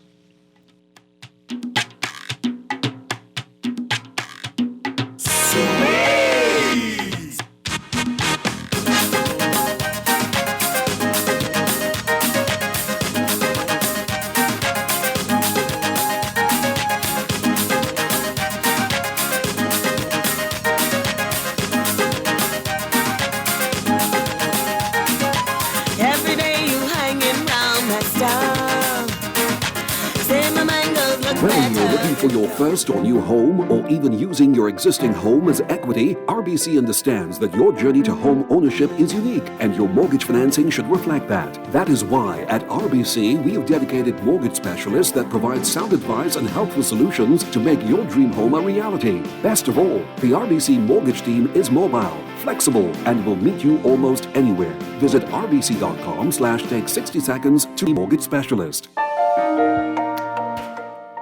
Florida Auto Parts can deliver all the auto parts your car will ever need, direct from the USA and from around the world. Florida Auto Parts provides fast delivery on auto parts, and we ship throughout the Bahamas, genuine or aftermarket, new or used, and all for the best price. Call Florida Auto Parts Trusted Parts Rep on WhatsApp at 1-786-772-8777 to save on your next auto parts purchase. Florida Auto Parts, the right parts at the right price. Sarah, how are you doing? Okay. Are you sure? I noticed you've been down lately. Yeah, sometimes I don't know. I can't really put into words how I'm feeling, but I know I don't feel like myself sometimes. There's just so much going on in my life. School, friends, sports. Sometimes I worry about different things and feel stressed. I'm glad you're talking to me. And it's okay to talk about your feeling. It's normal to feel changes depending upon what's going on around you. Of course, all of us should be concerned with our mental health and our well-being. Good mental health means that we can cope with our everyday stresses. You can talk to me anytime when you feel like it. Okay. Make sure that Strachan talks more often and take things from there. Message is brought to you by PAHO WHO and the Ministry of Health and Wellness. Fidelity, we're good for you. Whether your business is in-store, on the go, or both, let Fidelity work with you to maximize your customers' payment options with a fixed or mobile terminal so that you never miss a sale. It's safer than cash and more convenient so that you can take your business anywhere. For details, contact a business development officer today at 356-7764 in Nassau or 352-6676 in Freeport, or visit our website at fidelitygroup.com. Fidelity, we're good for you. deserves to make our lives better, so why not your business too? At Custom Computers, we've been maintaining our knowledge and relationships with top tech companies since 1987 and carry only the most trusted brands like Apple, Microsoft, HP, and more. No company has helped more businesses build reliable IT systems than Custom Computers. You name it, we've done it. Call 396-1101 to talk to any of our business experts. Find trust in your tech. Count on Custom Computers. Are you ready to break up with your car? Easy Car Sales invites you to fall in love with an electric vehicle. Ditch the gas pump, the expensive mechanics. Feel the freedom, the power. Visit easy242.com and make a date to test drive an electric vehicle today. Get into a better relationship. Find your perfect match at Easy Car Sales and drive electric happily ever after. Hi, my AC just went out and I need someone to come fix it. I'm sorry, we're closed. Okay, what about tomorrow? And we're fully booked. Have anything next week? No. Okay, when can you send someone out? The 22nd is open. I'll take it. Of December 2023. With the best medical cover for your dollar, we're like an AC technician who isn't too busy for you. CG Atlantic Medical and Life. Good like that. This is Guardian Radio 96.9 FM. Fresh news, smart talk, all day.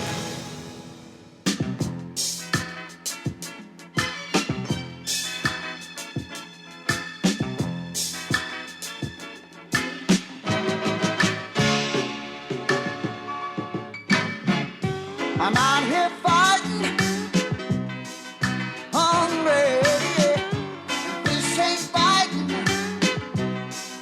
life's so frightening. I'm out here stumbling, broken, crumbling, and nothing's hatching, and I ain't catching nothing. And meanwhile, in D.C.,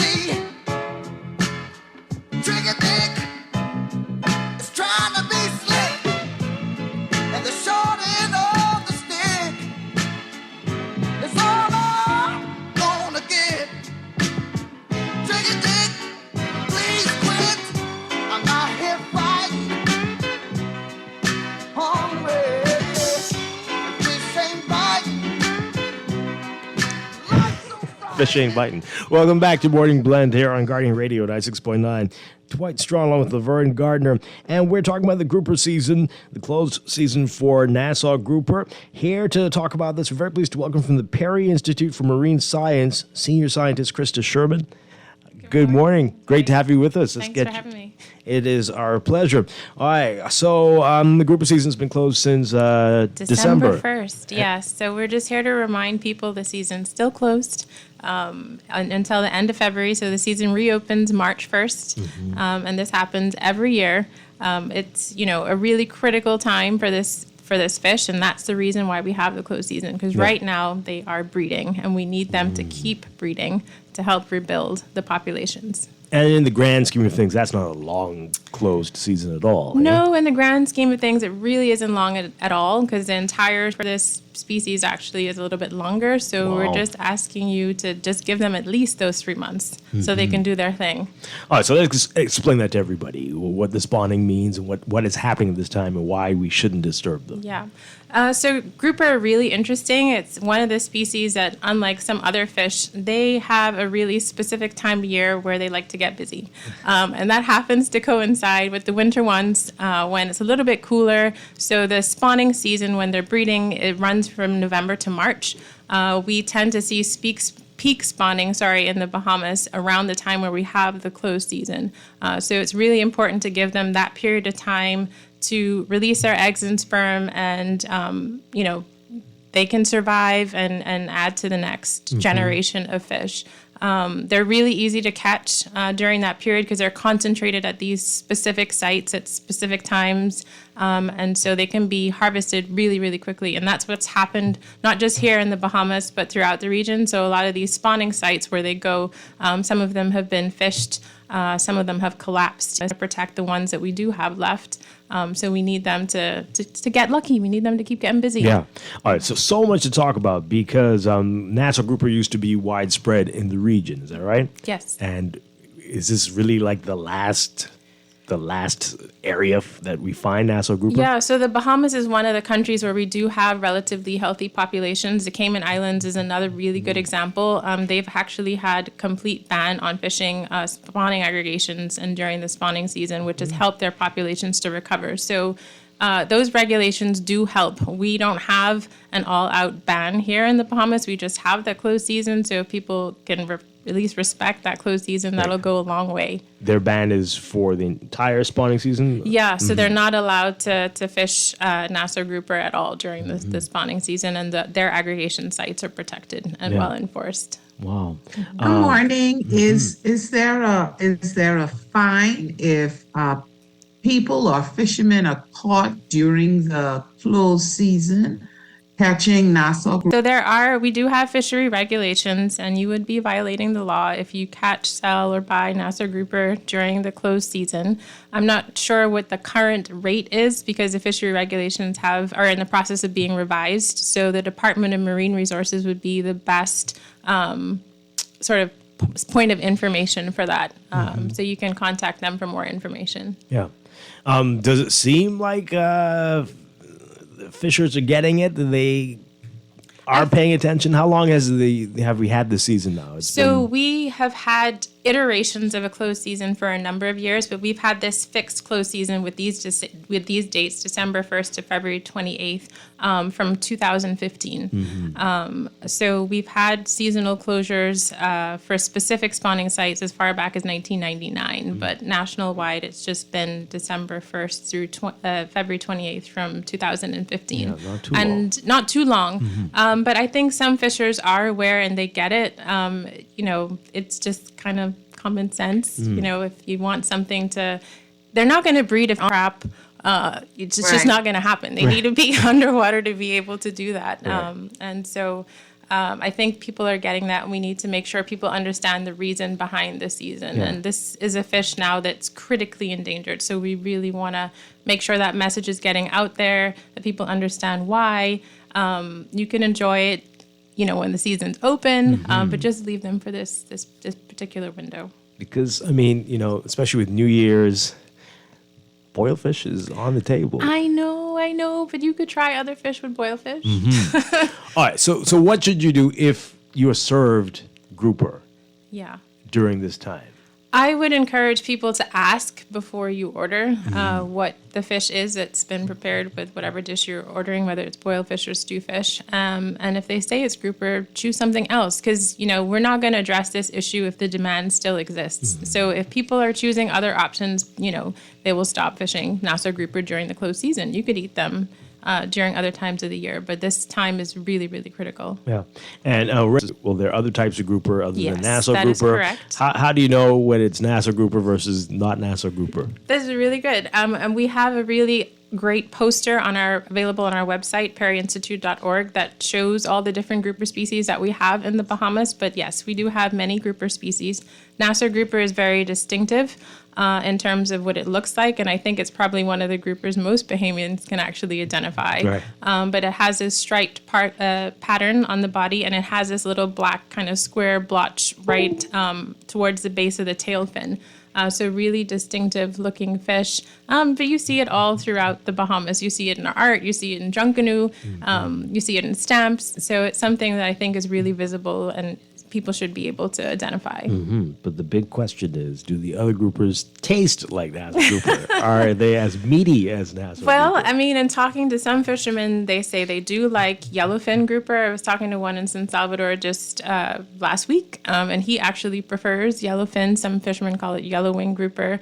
Some people like Heinz, which people locally call strawberry grouper. So there are other options that people like that are tasty that you can try. Yeah. So I want to go back to what we're seeing. So how critical are the numbers, and what do people need to really keep in mind here? Because we could be like the other parts of the region where we don't have Nassau grouper ever again. No, we don't want to be like that. There are some countries where it's very rare when people see Nassau grouper and they get really excited when they have seen one in years and they come up and tell me this at conferences. But we're not at that point right now, and we don't have to be. So we need everyone to be on board. What we are seeing, based on the information that we have, looking at landings, there's been a decline over time. Looking at groupers at our reefs, we've seen declines at some reefs over time. We also see that pattern reflected. I've done some genetic work looking at how healthy the populations are and how connected they are. We're also seeing that signature reflected there as well in the genetics of these fish that's shown they have experienced a lot of reduction in their population over time, and that's because we've been heavily fishing them. So. Smaller or in some instances, what that means is they're losing genes that may be beneficial for you to cope with things that are really stressful, that can help you adapt because you have this drastic reduction in the population that happens really quickly.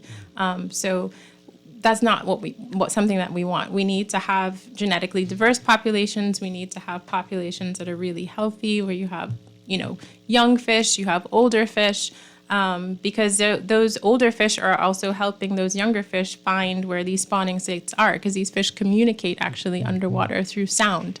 So a really interesting species to work with. Yeah. Wow.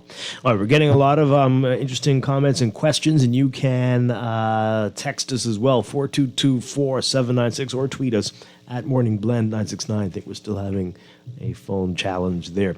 But, all right, so I think you answered this already. Closed season, meaning I can't fish for grouper, or closed meaning that I shouldn't purchase grouper from restaurants during the closed season? So this is the way that the legislation is currently written. No person is allowed to fish for, sell, buy Nassau grouper during the closed season. You can't sell it? You shouldn't be selling it What either. if I caught it in November? Well, that's different. So the Department of Marine Resources can go and do inspections for people that are purchasing for restaurants and things before the start of the season to know what's there.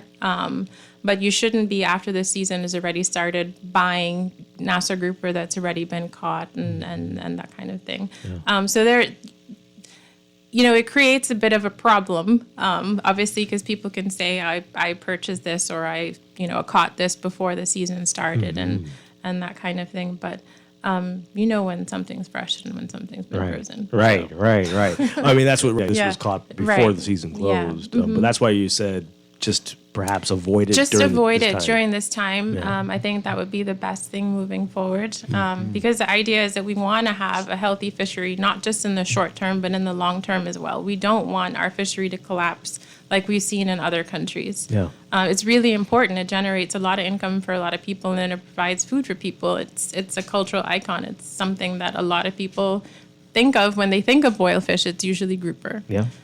So we want to make sure that we have that. Krista, you knew this one was coming. This is in Okay. caps. Dwight, the season ain't closed for the Dominicans, though. Yes, I know that was coming. And, it's unfortunate that we have problems with illegal fishing in this country, not just from the south, but we have it from the north as well. But we also have it with Bahamians, and all of it's not right. And so we need to do what we can. And the Defense Force has been trying to deal with that issue and step up in enforcement, but the Bahamas is challenging, so you can't be everywhere. So really trying to encourage people to comply and respect the regulations and understand why we have them. And if you see anybody out there doing something that's wrong, speak up, say something. Call the Defense Force, call the Department of Marine Resources, call the police. Yeah. Yeah. Laverne asked about it earlier about fines, but have you heard of any restaurants being cited for violations? Not that I'm aware of, not recently, no. Oh boy. All right. This person's asking about conch. When is the conch season? When are we getting a close for the conch season? To be determined. Like I mentioned, the Department of Marine Resources has been the Fisheries Act was overhauled fairly recently, and they've been working on revising the fishery regulations. So that may mean the introduction of new regulations. It may mean amending some existing ones, and that could include things like a closed season for conch. But that's something that they would have to communicate to the public once those are all finalized. Mm-hmm. All right. So on your flyer, you have some snap there too. What are you suggesting that there should be a season for them as well? Yeah. Really? So no. Or this is alternatives. No, that particular flyer is as a flyer that we designed to have people help report any sightings of spawning aggregations. So Nassau grouper aren't the only fish that use this strategy to reproduce. The other fish do that as well, including some snappers, like mutton snapper. And we're really trying to better understand where these areas are, which of these sites are being used by multiple species, so that they can be managed a little bit better. Okay. Wow. Yeah. And you're getting cooperation from... Well, this is really new. This spawning season, we were really fortunate to get some funding from the Bahamas Foundation to help develop some new communication materials, and that is one of them, to help encourage people to kind of report sightings of fish spawning aggregations. We also worked with the current Miss Universe Bahamas, Angel Cartwright, on a radio PA, share information about the closed season, those dates, and why it's important. And we've also worked with a former intern to create some really cool, innovative comics that have different messages about Nassau grouper, the importance, and options, and where things can go. Yeah. So we're really happy to be able to share that information and try something a little bit different. This is a really interesting text here, and I'm curious to know what your response will be to this. This is what I'm wondering. If I buy enough grouper to supply me for the whole closed season, then I should be able to sell my stew and boil without any problems, right, Dwight? Yes. You say yes. Yes. But doesn't this create some of the problems? I mean, why would you overfish something like this? Just take a little break and help to extend our enjoyment for years. Yeah. So outside of the spawning season, it would be really difficult for people to catch the volumes of Nassau grouper that they do during the spawning season. They're solitary. They don't swim around in schools of fish like you see certain snappers or grunts or jacks. One of the reasons why people have been targeting these spawning sites is it's really easy to catch a lot of them relatively quickly in a short period of time. But that's bad for the population. I would just, it's nothing is illegal about what he's proposing. I would just encourage people for those months to try something else, try another option. If you can. Obviously, if you've done it before the spawning season has started, and you have stock, and you're entitled to sell it. There's nothing wrong with that. Let's take this call really quickly. Good morning, caller. You're on the air. Morning, Dwight. How you doing? Good morning to your guests in the studio. Good morning. A very quick question here. For those persons who would have been caught violating the closed season, their catch, what happens to their catch? Is it auctioned off, or is it when it seized, is it given, what happens to it? That's all I need. Thanks. Okay. Thanks. Interesting question. It is an interesting question. That's a question for enforcement officers. I can't give you an answer to that question. Because auctioning off would seem wrong, too, right? You're not, that's not the way to deal with it, I would think. Although, what do you do with it? But I don't know. Yeah. This texter says, alternatives. The best fish to eat during the closed season is hogfish. The meat is nice and white. Yeah, hogfish is good. People like hogfish, yeah. Yeah. All right, so at the risk of angering everybody, why not close it for the whole spawning period, November through March? 2 extra months. Will that set everybody into a panic? I know. So that is an option, but it's something that, we would need the general public to be in support of. And I don't think that any regulations with, if they're not supported, and we could have problems with enforcement at this point in time. How impactful that's going to be. If we can at least do what we can for these months, that would be a huge step. The other thing that we can do in terms of fishery regulations, and one of the things that we've recommended is amending the size limit because it's too small. Fish have not migrated to spawn at the current size limit. Wow. So we're doing these fish a real Raise disservice. that. Yes, we need to raise the size limit. So they've not migrated to spawn, and we're allowing them to be caught. We need them to at least do that at least once. Yeah. If they could do it more, that would be great. But at least once before they're free game. Mm-hmm. Yeah. How long? I mean, where do things stand with that negotiation? With, I mean, are Yeah, people it's been interested in that? it's been a couple of years. We've done some assessments, interviewing and getting perspectives from different stakeholders. The Department of Marine Resources has also been doing some work on that with stakeholders and different communities. And so, like I said, depending on how things shake out once they've finished all of their evaluations, we'll see what happens with the new regulations once they're all finalized and done and dusted. Yeah. But it would be another good thing for the species if we can increase our size limit. What do you think the size should be? I know what I think it should be. I don't know if What is it now? And what are you gonna say, like 10 feet or something? No. What is it now? So our current minimum size limit for Nassau grouper is 3 pounds. Mm-hmm. That's very small. Yeah. Yeah. And Yes.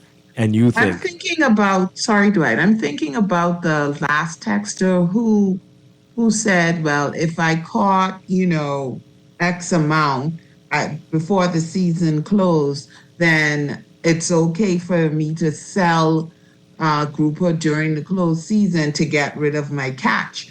But I'm wondering if, and it probably won't work, but, just thinking, encouraging, protecting this spawning season, we just don't sell, make the bond so that you can't have grouper in your freezer. Don't overfish because you're trying to stock up for when the season is closed. Like, do not sell grouper at all during this month. And it doesn't matter because it gets too difficult I think, to try to prove, oh no, I caught this in November. I didn't get this in December. You know what I mean? Yeah. No, that's a valid point, and it is something that has been raised before. But, it's a contentious issue. Very tricky. Yeah, right. I'm sure, but I just to my mind, if you still have that loophole, how impactful is having the season closed other than just relying on people to be very honest and respectful and understand. And then even when you talk about, well, there's different grouper, right? I'm not a fisherman, so I don't really know. Even if they say, oh no, this isn't Nassau grouper. Yeah. If I'm getting stew fish, I can't tell. Yeah, well, not after it's cooked, but the one of the other regulations for pertaining to groupers is that it has to be landed with the skin intact, and that's so you can identify what species it is. So at least at that point, up until before it ends up in a pot or in your plate, you can still figure out what kind of grouper it was. So who's inspecting that? Yeah, so that's something that should be done, I guess by fisheries officers. And I mean, it's a lot of work that needs to be done, and capacity is an issue. So yeah, you're right, Laverne. We are really relying on people to be honest and to comply and respect the regulations. But yeah, the fishermen are able to identify and they know the difference between those groupers because they're on the water all the time. I noticed you didn't say what size you think. I'm just thinking about me, I guess, because I don't know fish like that. So. Right. Yes. So you know what? I'm going to just stick to this season. Perhaps I'll just make sure that I just buy a little snapper and have fried fish and So to answer your question, Dwight, I'm going to answer your question. So one of the things that we've done, we use a number of different studies to help understand these species. And one of the things is surgically implanting them with transmitters, and we can track their movements from reefs to these spawning sites. And that's how we know when they're doing it, what size they're doing it, the distance traveled, and all that information. And from those studies that we've been doing in different parts of the Bahamas, fish are generally 54 centimeters in length or bigger. They're about 9 pounds at that point. So that's a lot bigger than are 3 pounds. Oh, yeah. Yes. My goodness. So that's also contentious because people feel like that's too big. But, what I've also proposed is instead of a pound limit, using the length of the fish. Yeah. So looking at 54 centimeters as opposed to a fish that's about, between 45 to 48 centimeters, which is what our current size limit is. Okay. All right. When you said that, I can imagine that transmitter in your boiled fish. No, it won't be there. in your No, fish. okay. That would be creepy. Oh boy. Okay. Yeah. But we have to have you back. Yes. Krista, Thanks for and having we need to learn more about the Perry Institute. Sounds like you're all doing great stuff there. Yes, we're quite busy. How long have you been in the Bahamas? The Perry Our Institute has been doing work in the Bahamas for a little over 50 years. It initially started in the Exuma Keys. They had a field station based in Lee Stocking Island, which shut down. And then in 2016, we kind of regrouped and rebranded and have been working more. All of us work remotely from home. So I live in Eleuthera, so I'll be heading back there tomorrow. Okay. But we have staff from, that are in different islands in the Bahamas, in the U.S., in Canada, some from other countries, and we all work on different issues, fisheries, corals, diseases, climate change, coastal ecosystems, and we do a lot of restoration work for mangroves and reefs as well. So Excellent. a lot of the post-Hurricane Dorian work, we've been doing coral nursery work and restoration in the Bahamas since 2008. So we keep quite busy. Great stuff. Thank you so much. Senior scientist with the Perry Institute for Marine Science, Krista Sherman. Mhm. Great talking with you this morning. Dwight. All right. Hey, it's only a few more days, so everybody can be right. You can until And not have March grouper. 1st, and then you can do it again. Yeah. Yeah. All right. Thanks, guys. Thanks again. Safe trip back to Eleuthera. We'll be back with Morning Blend Business. We're talking about real estate in the Bahamas with the president of BRIA. When we get back, this is Morning Blend on Guardian Radio. Stay with us.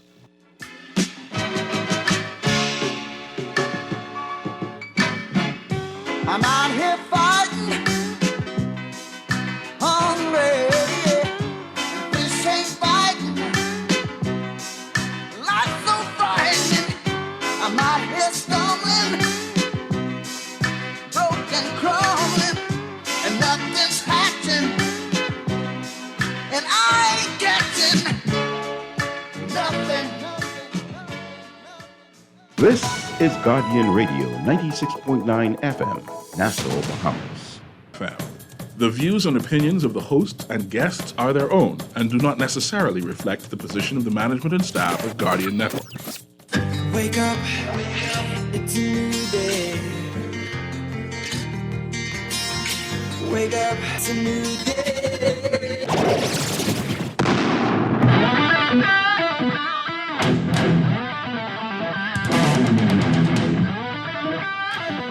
Good morning and welcome to Morning Blend Business on this Thursday, February 2nd, 2023. Welcome back to our Morning Blend listeners. Once again, I am Dwight Strachan along with Laverne Gardner, and this morning we are talking real estate in the Bahamas.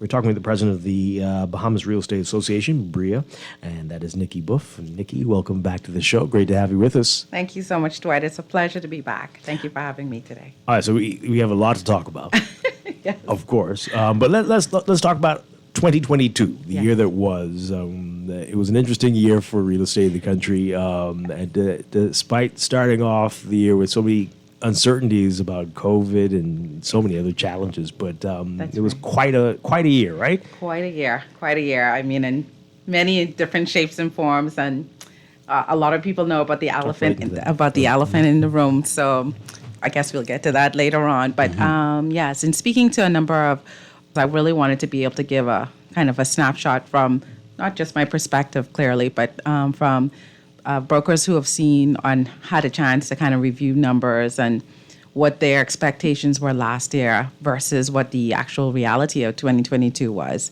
And generally speaking, I've gotten a number of reports that people saw an upswing in sales last year, saw tremendous activity in the market last year. And while some people kind of flat, it was more of a flat year in terms of comparative sales from to the year before, there were quite a number of brokerages that saw a nice increase in sales. Wow. Yeah. Now, what do you think? Good morning, Laverne. Dwight. I was going to ask, is there a particular island or islands where brokers indicated that they've seen an increase in sales? Well, we do an analysis of our numbers. And now, please forgive me, because when I use the numbers that we kind of dissect by islands, we do this in our multiple listing service. And a lot of that information is not necessarily only sales in the market, but more transactions. So those transactions, my proviso, my disclaimer at this point is those transactions in some cases may not complete, but surely it is a very strong indicator for us in the real estate market industry of the activity going on in the market. So to your question, Laverne, we saw a huge increase in activity in our Abaco market. Wow. A lot of it was coming back, kind of a return in sales activity that we just didn't have the inventory. We didn't have the infrastructure, quite honestly, after Dorian. And I'm pleased to say that last year we saw a significant increase in sales. And it was at every level in the market. Some of it, yes, was fixer-uppers that were being sold. Those were much more price attainable properties.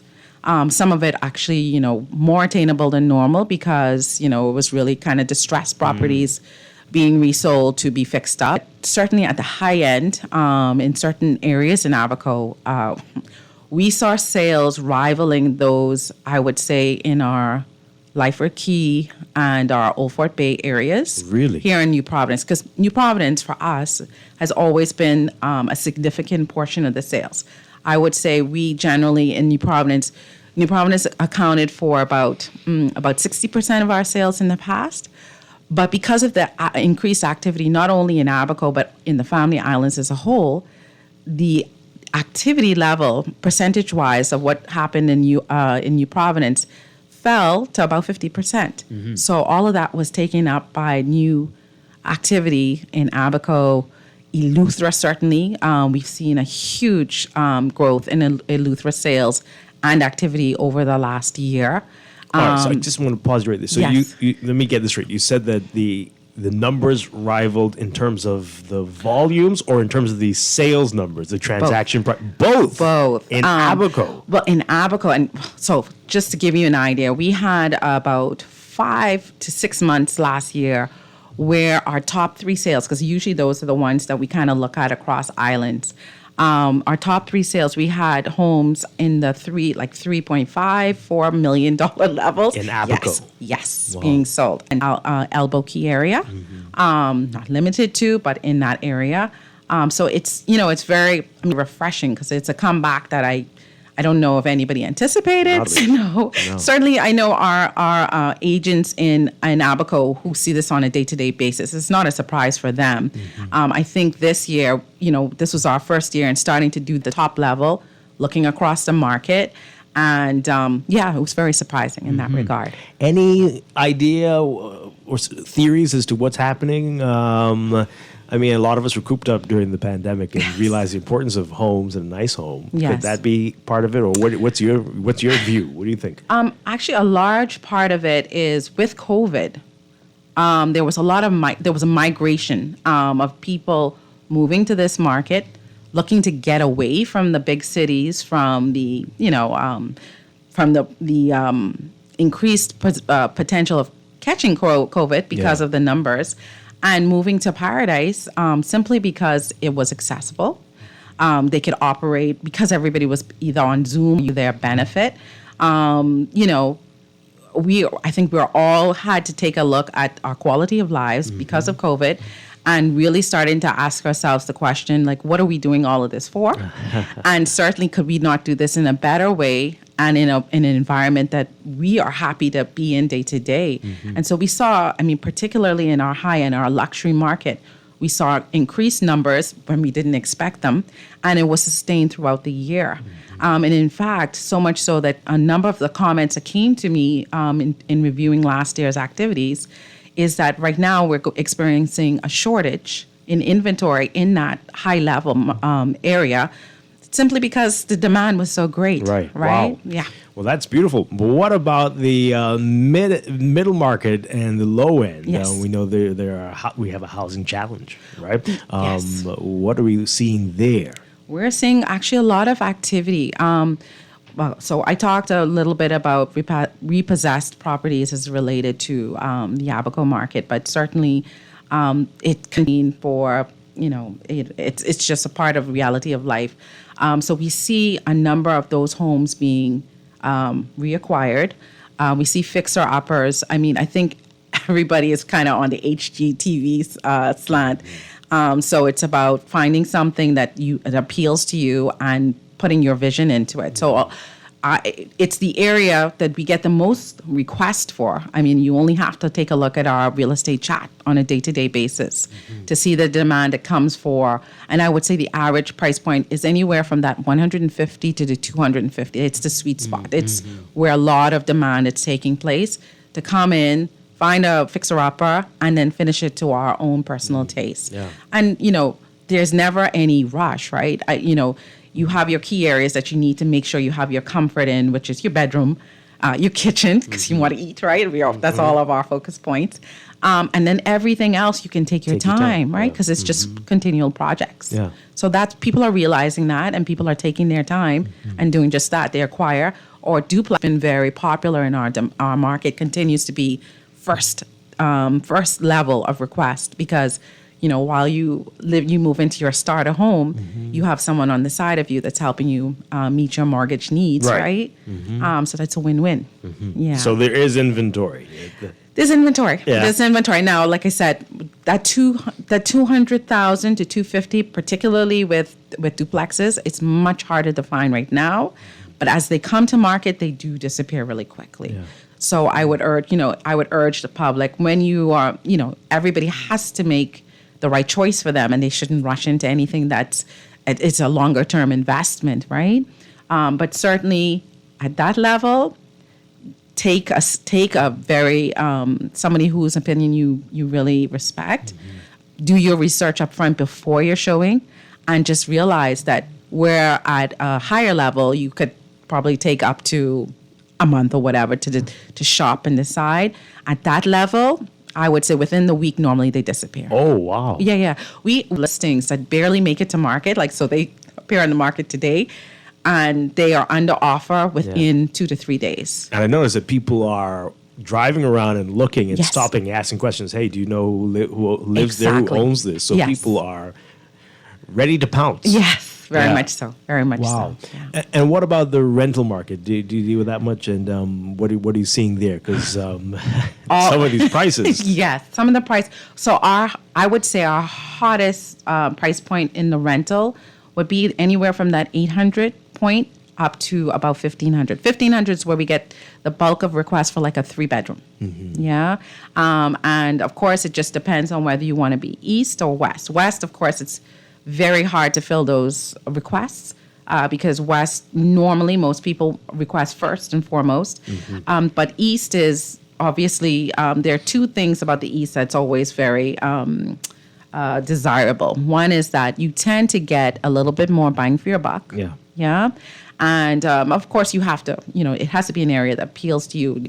If your kids are going to school, west or south, then you just need to make sure your housing is accordingly as much as possible. But besides getting bang for your buck, I still find that because the east was the section of the Bahamas, of New Providence that was inhabited first and foremost, you tend to have a little bit more supply. And what we're finding is we're finding more commercial investments following that trend of residential. I don't know if anybody's seen the new commercial development, the plaza out It's just off of Prince Charles. Yes. 1 East. I think about 5 years ago, nobody would even think about putting another one because they would say, we've had enough plazas, but that's where the bulk of the people are. For those like myself who live out east, yes, we were saying we needed some of the places exactly. that are in that plaza. That's right. Why don't we have a coffee Closer shop to here? home. Why don't we have? So I think people wanted it. Yes. Even though I would have said we need it in the central or west, right? But we did need more out east, That's right. And more restaurant options out east. So hey, but it's good that they're paying attention, and as you said, the commercial market is following. That's right. All right, so there's a lot going on. Yes. And even though there's so much talk of inflation and hard times and potential recession globally later in the year. Which are real things. Yes, yes. But people are still looking and buying. Yes. So this is an exciting time to be in your sector. Yes, it is. It really is. Actually, and to that end, we've seen a significant increase in the amount of agents now in the real estate industry. We are now more than 800 strong in terms of agents. Yeah, yeah. So we've... That sounds like a lot. It is a lot. I mean, there are... too much. Is it too much? I don't know if it's too much yet, because keep in mind, our family islands always still need coverage, right? And what we're hoping to see is more agents filling in at that level, just because there is more migration to the family islands and more activity in family island and more investments in the family island. Yeah. So we would expect there to be more focus and more agents hopefully coming on stream there too. All right, so my co-host Laverne is in Grand Bahama. Yes. You haven't mentioned Grand Bahama. Yes. I know it feels like a different country sometimes, right, Laverne? But yes, it very much feels that way. But what can you tell us about Grand Bahama? Well, December was very, very positive for Grand Bahama. We saw, it ebbed and flowed throughout the year for Grand Bahama. We had some months that we saw a good activity, and some months that just kind of was just a little bit. It was just stable. It wasn't significant growth over the year before. But in December, for example, we saw two things happen. We saw the value of the transactions increase dramatically. Now, we had 2 or 3 sales that were in the millions, right? That, of course, influenced the overall activity that happened in Grand Bahama. But, for example, whereas Grand Bahama only represented 4% of the sales activity in 2021. For the whole country? No, this is December now. I'm just talking about December. Okay. Yeah, and this is for Grand Bahama specifically, since you asked me that. It went from 4% in December of 2021 to 14%. Oh. Yes, and this is overall real estate sales transactions. In December for the Bahamas. Grand Bahama represented 14%. Exactly. Okay, well, that's a big jump. I'm going to take that 10% Dwight as the win. Yes. Yeah. That's significant. That's more than 100% increase from 2021. Oh, any ideas on what's accounting for that? Well, I mean, the top 3, because that's where we look at first, right, were actually single family homes that sold. It was in the Fortune Bay area, and they were very significantly nicely priced homes, let's say. But there is a lot of new activity happening in Grand Bahama, new investments, new commercial activities. And I think we're going to see a continual increase in that market of sales transactions. I also like to look of the sales transactions. So I can say across the Bahamas, we move from seeing a whole more of a rental focus, a transient market focus, in terms of driver of activity in the real estate market, to it being sales, which is quite significant. Okay. Yeah, and we can see that in that the average price point moved from it was $1,000. This is across now all the Bahamas, $1,000 to $177,000. So you see that the amount of sales taking place from an average perspective is now starting to take over some of that rental activity. Now, rental market is very strong still. I would say, particularly in the 2,000 to the 3,500, 4,000 price range. That is a lot of people coming in, whether they're taking up jobs, whether they are coming in for shorter term construction work. They're working for firms, that kind of thing. The activity we were seeing well before COVID, but we're seeing supplemented to that much more sales transactions, people coming in to make purchases, whether it's local or whether it's foreign investment. Right. Wow. Okay. So many questions.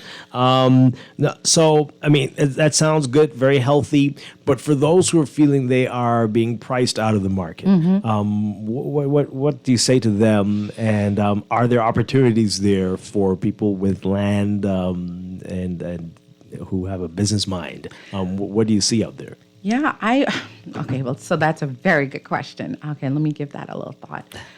I would say, just as we were talking about commercial investment matching where the residential shift has been.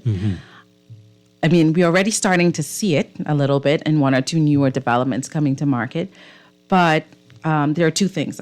I would say in the New Providence market, we should be looking at kind of creating, and I know the government is addressing this because I saw a number of initiatives last year. I haven't heard so much towards the end, but where they're bringing into market more affordable renting and housing opportunities with a gated appeal to it. So that whether even if it's just controlled gate access as opposed to someone sitting there and manning the gates.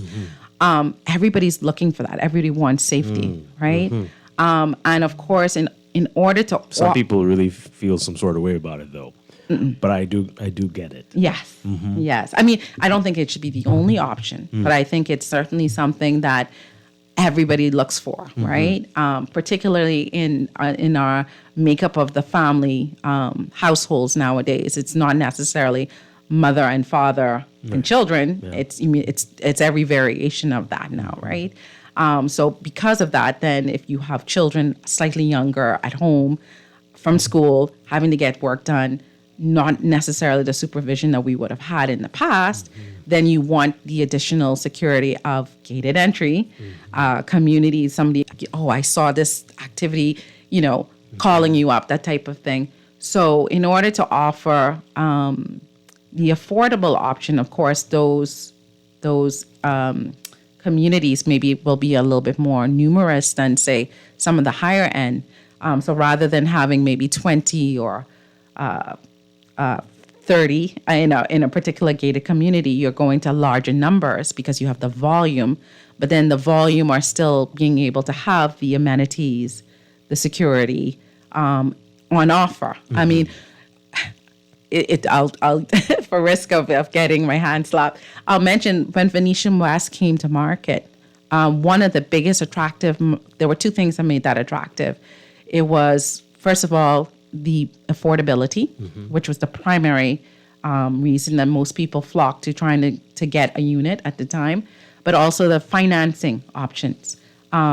People, let's be straight. People are wanting to have a home of their own, not paying rent, going away, not being a personal asset or something that they can retain for themselves later on. Right. But how do you get that without having a community or destination like a Venetian West, where you have the private financing that's being offered, the affordability in terms of not having to take on a loan for 40 years of your life, right? So we just need more of those types of developments. We're seeing one or two of them come to market. So as I say this, I will ask my colleagues to make sure that the visibility of those developments are really seen, because I think they're needed, first of all, and I think they are desired. Much about them, not as much as the high end. They are coming to market. They're coming. I can say that. Well, there was one on Propal Tract that was brought to market about 2 years ago. I think it's sold out. I think the reason it sold out was because of, once again, affordability, and it just was not offered in a location like that before. There's another one coming to market. This is actually in the Carmichael, the private development. I think I saw that one. Buttonwood is actually the name. And I understand there are a number of those coming to market because people are understanding. there's numbers that you can appeal to, but also the amenities that people desire and really need in their lives. Well, that always brings up the question in New Providence, we might be running out of space, right? Yeah. And whether folks are more open to the idea of townhouse living as opposed to having single Agreed. homes. What are you seeing? Well, we're seeing more of the townhomes.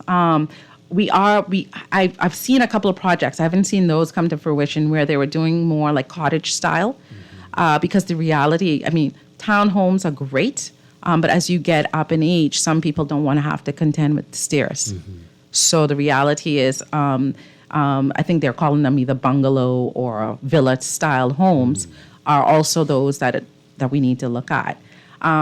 I started with New Providence. I didn't get to the family islands. With family islands, I think the types of be looking for are the mixed use. And when I say mixed use, what I mean is considering having commercial on the bottom floors and having apartments on the top floors.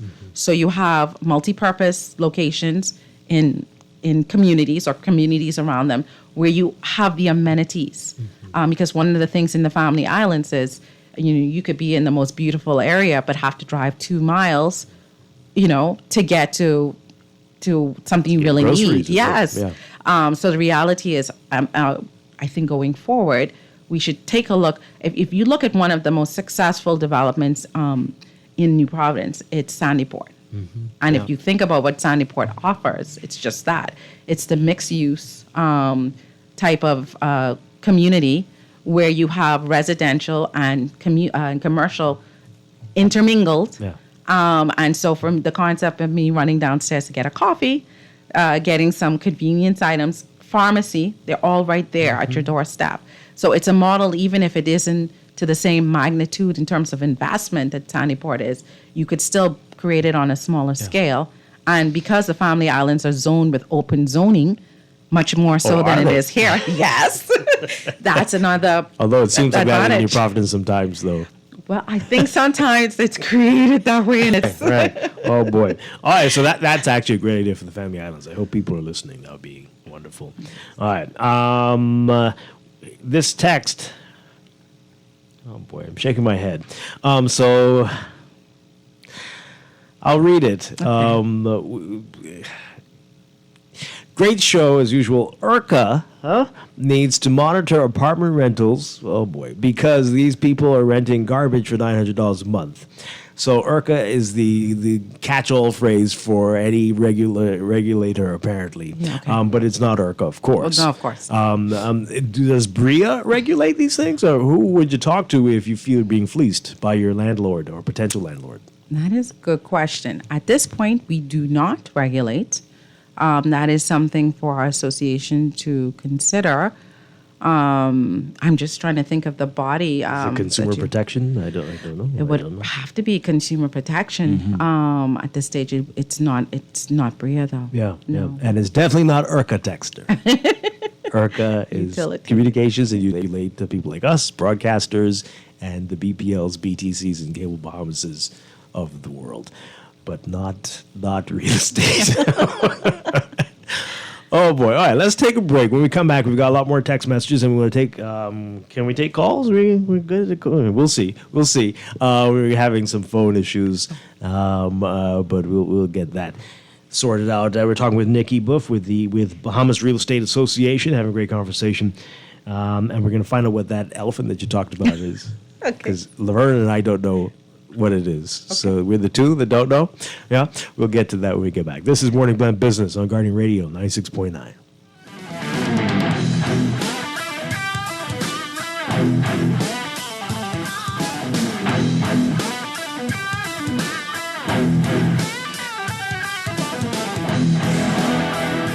Earning zero interest on your savings at the bank? With as little as $100, you can start earning interest on your money while you're sleeping, eating, or standing in line at the bank with the CFAL Savings Express Plan. Invest? Start by putting $1,000 into our mutual funds and earn interest there too. Because at CFAL, your interest is our interest. Visit CFAL.com to start now. CFAL, growing wealth for future generations of Bahamians.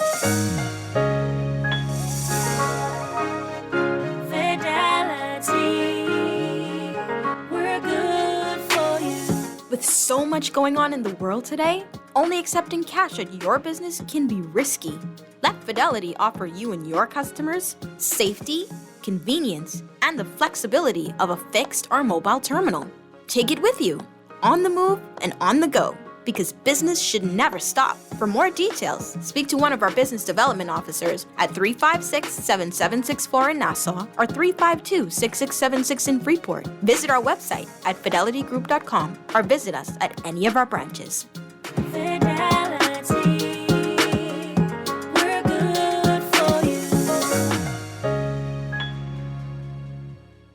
Legacy College Readiness and Tours. Already get the first set of knowledge. Now it's time to prepare you for college. You're thinking so much you gotta do. Legacy will handle that for you. Looking for a college connection that's thorough, supportive, and proactive? Get on board with Legacy College Readiness and Tours today.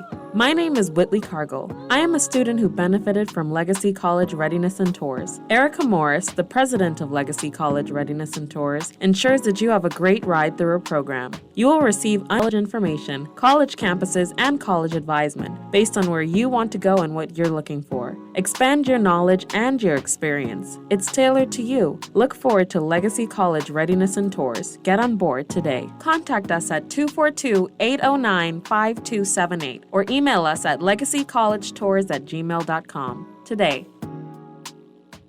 At Wendy's, we are different. We don't just use beef, it's fresh, never frozen. Our burgers are square because we never cut corners. Served hot off the grill with fresh lettuce, tomatoes, onions, and American cheese. We believe in fast food done right. Always serving fresh, never frozen beef. Order a hot, juicy Dave single, double, or triple. Made with fresh, never frozen beef. Now only at Wendy's. Different inside and out.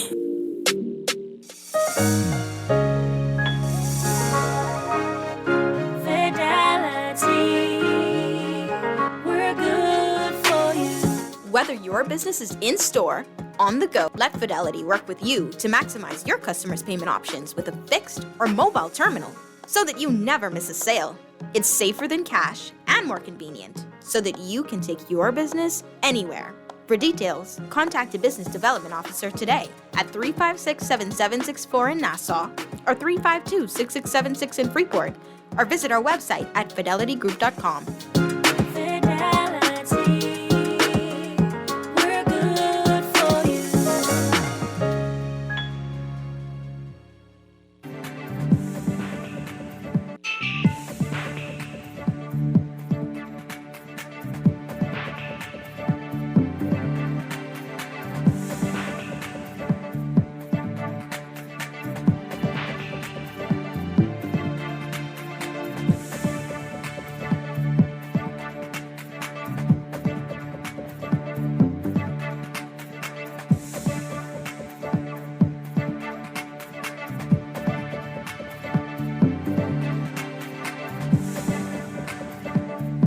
It is time for your morning business report brought to you by CFAL.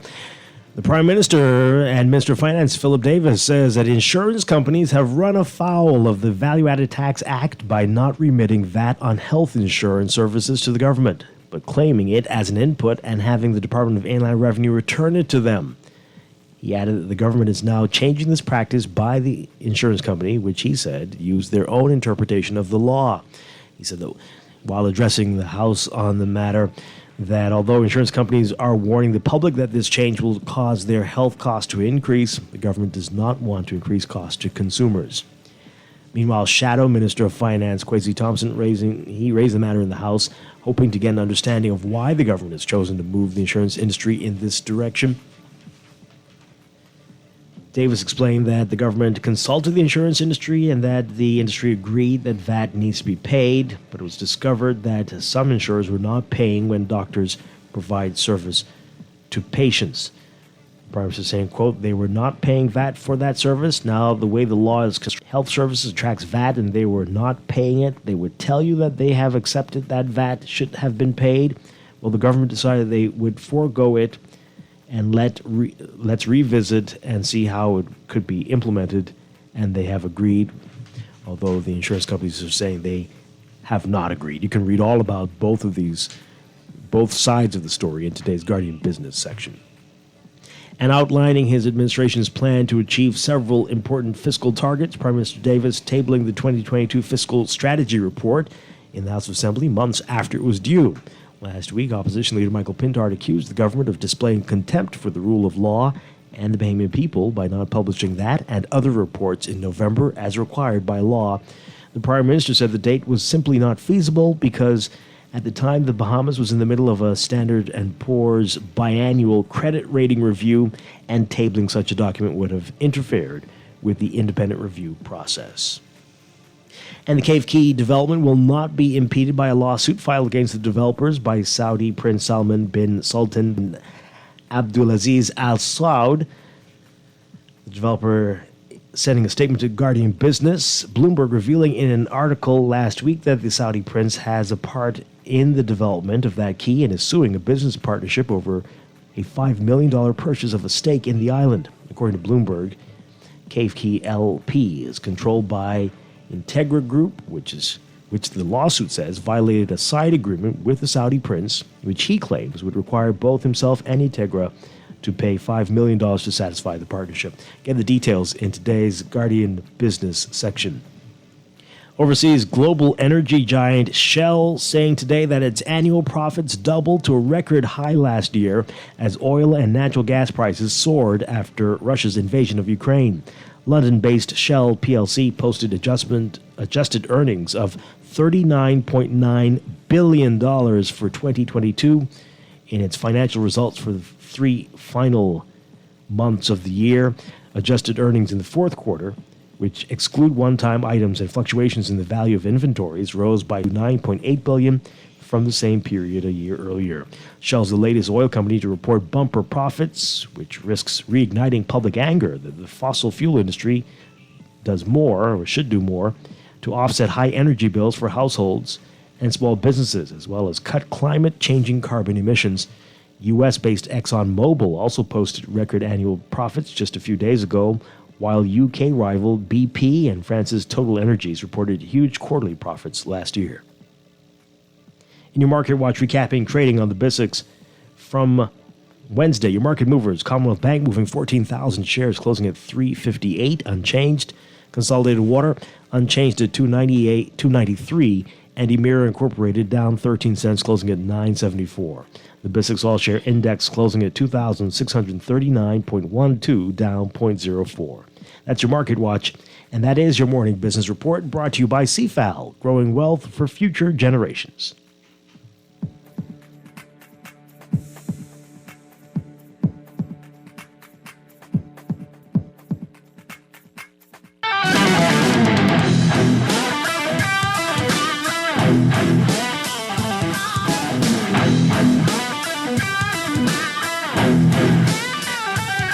We are back here with Morning Blend Business on Guardian Radio 96.9. Dwight Strachan along with Laverne Gardner. Nikki, I saw you bopping your head to that. You like that, right? Yes. Some people tell me they can't stand the rock. I don't understand them. I don't understand. Anyway, Nikki Boeuf is our guest. She's the president of the Bahamas Real Estate Association. Okay, earlier in the show you mentioned the elephant in the room. We don't know what you're talking about. What was the elephant in the room? I think it's with 3 letters, and begins with F and ends with S. S. That. How could we forget? And that did impact real estate in the country. Let's talk about it. Sure. I mean, I can talk about it from what I know. I mean, a lot of what I know is what I've read, because a lot of people have the misnomer that we know who is involved in each, which is not the case. And they would have gone through brokerages just like anyone else. So that information would not be privy at a BRIA level per se. Okay. It would certainly show up when a very high leveled purchase is made, in that the dollar value and which brokerage would have done it, and which agent, of course, would have sold it, but not to whom it would have been sold. Yeah. So yes, a lot of people queried whether the upswing in our market could only have been attributed to them.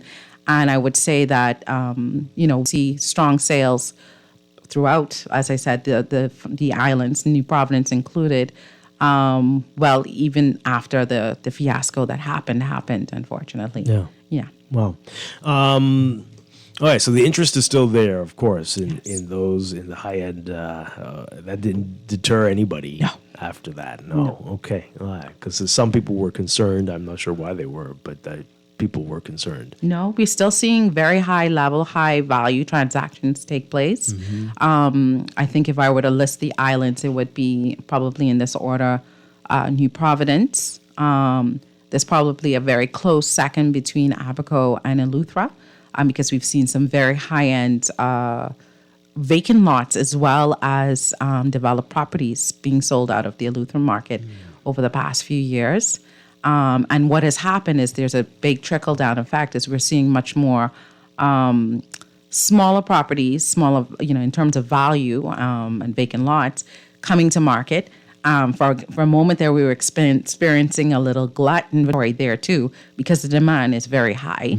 But we're seeing an upswing again. I would say November and December, we saw great activity within the Eleuthera market. And this is more at the lower end now. And there's still land to be purchased on Eleuthera, because it seems like everybody's buying up everything. Yes. Yeah. What about Grand Bahama? Laverne, I remember just a few years ago, there were ads in the papers about canal front for, $25,000-$35,000. What are things looking like now? They're at all price points. Price points. Now, we have Devco, who in Grand Bahama kind of they take up quite a lot of the sale, so they have a lot of inventory to sell. So I don't know the details in there so much. We wouldn't see it coming through on our MLS. But yes, we see transactions. I don't know the details either. Okay. Laverne, I thought you were going to be able to give me a heads up there. They are loyal to themselves. She's doing a low blow there. That's just kicking them. Okay. All right. Well, they've had moments where they've been vocal and talking a lot, and then they're kind of quiet right now. I don't know. And they work along with Brea with more synergies happening.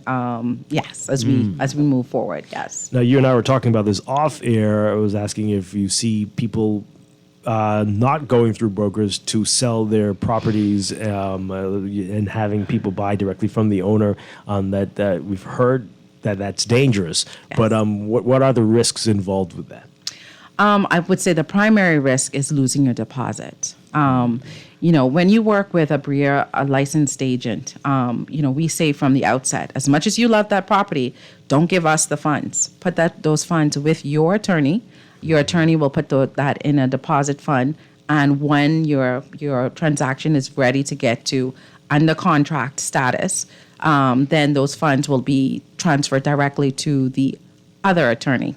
And that's the way it should always happen. And unfortunately, when there are different paths to getting to a sold property, there are risks that come along with it. And it's one of those things. I mean, you spend years just to be able to invest in their dream home, start a home. And it's such a pity when, it gets into a situation where you cannot get your funds back. Yeah. Or you have to wait a very long time to get your funds back because you are at the whim of somebody who may not be upstanding, We are running out of time. I have so many things. We're going to have you back very soon. I want to get through some of these text messages really quickly. Sure. But when we have you back, I want to talk about rent to own. We're hearing more and more people talk about that. Yes. And about a lot of these commercial enterprises, commercial properties that are just sitting there and nothing happening. Sure. And why that is. Okay. And so we can have it back soon. Good. Yeah. Sounds all right. Good. So this text here, I don't understand the text too much. Maybe you do. They're asking, can you ask about what a responsible ratio for salary to home cost is in the Bahamas? It feels hard for young Bahamian professionals. Okay, so that would be out of my scope. That would be more of a question directed to I would love to come next time with somebody maybe from the banks and maybe somebody from the legal entity too, just so they get when we feel questions, it's more comprehensive. That sounds great. Yes. Yeah, that sounds wonderful. Okay. This person says here, why is the real estate field not an open career field? It comes with a lot of stipulations to enter. Ooh. We feel that, it's to get in. Is that accurate? I don't know. It just depends on which perspective they're looking at. So let me just tell you what is under the umbrella of the Bahamas Real Estate Association, because some people don't know. Of course, we have real estate agents. We have appraisers that fall under our umbrella. We have property managers, which a lot of people aren't aware that you need to have licensing from BRIA in order to become a property manager legally as per our real estate act.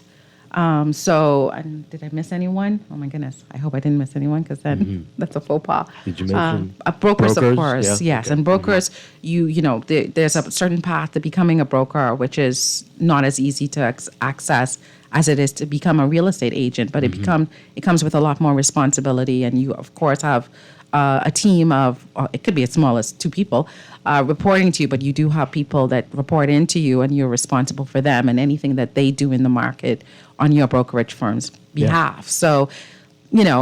So, it's like becoming a lawyer. I certainly wouldn't want somebody who does not have their, hasn't passed the bar to represent me for any, whether it's a transaction, whether something as simple as getting an affidavit. I want somebody who knows what they're doing, first of all, and someone who's respected. And what we're doing in Bahamas Real Estate Association is we're just trying to ensure that there's more awareness out in the public of what we do. We're trying to make it clear why we do what we do as well. So yes, to become an appraiser or to become a broker is not as easy as just sitting one test, but to get your entry license to become a real estate agent, yes, it requires that you apprentice for 3 months and that you sit our entry licensing exam, and you have to attain a certain level, and then you are free to continue your career as a real estate agent. And of course, somebody who starts on the ground 6 months in has a lot more to learn than someone who's been working in the field for decades.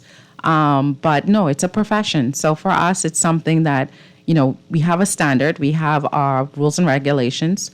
We have the Real Estate Association. And more importantly, we require people to be aware of the 21 ethics that are part of becoming a real estate agent. So it's not just sitting a test and saying, I now have the right to represent someone and making one of the largest purchases in their lives, right? Very interesting points. All right, this is a whole other show. This text here, people are selling land and homes with 2 or 3 different titles and deeds. That's a big problem. Yes, and I know their government has an initiative in place where they're trying to take care in terms of registration and ownership of any land.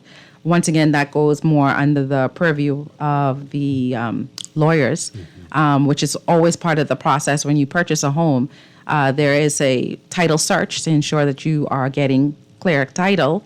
And once that search is done, then the property can be reconveyed in a new owner's name. It should come to light during the title process, the title search process, if there is more than one owner of a property. Right. And we have 30 seconds, but somebody's asking about the difference between a realtor and a real estate agent, a broker. Oh, that's a very good question. Realtors, you have to be registered with the National Association of Realtors in the United States in order to have the right to put realtor behind your name. It's actually a trademark name. So we use it interchangeably here, but we shouldn't. Right. We are actually all real estate agents here in the Bahamas. Some are realtors because they've gone through that they've registered. You have the right to use that name. And then a broker is someone who, you have 2 types of brokers. You have a broker who has gotten the name, the qualification through different examinations and the time normally in real estate. But they are broker owners who would then run a brokerage firm. So I'm a broker, but I don't run my own brokerage firm. I work and that's the difference there. And not everybody's an appraiser. No. Appraiser, you have to have undergone we provide licensing in BRIA, but you have the education and the experience that you need. Yeah. And that takes a while. Boy, Takes a while because we need to have you back to have a whole discussion about what BRIA does. Sure. So we'll be seeing a lot in this year. All right, Nikki thank Boeuf, you. thank you so much for being with us this morning. Really My appreciate pleasure. it. And Laverne, thank you. Always a pleasure. And we'll talk again next week. I'll be back tomorrow morning with more Morning Blend right here, right before Morning Blend Business, right here on Guardian Radio 96.9. Stay tuned for On the Clock with Aaron Green coming up next. Thank you so much. Thank you.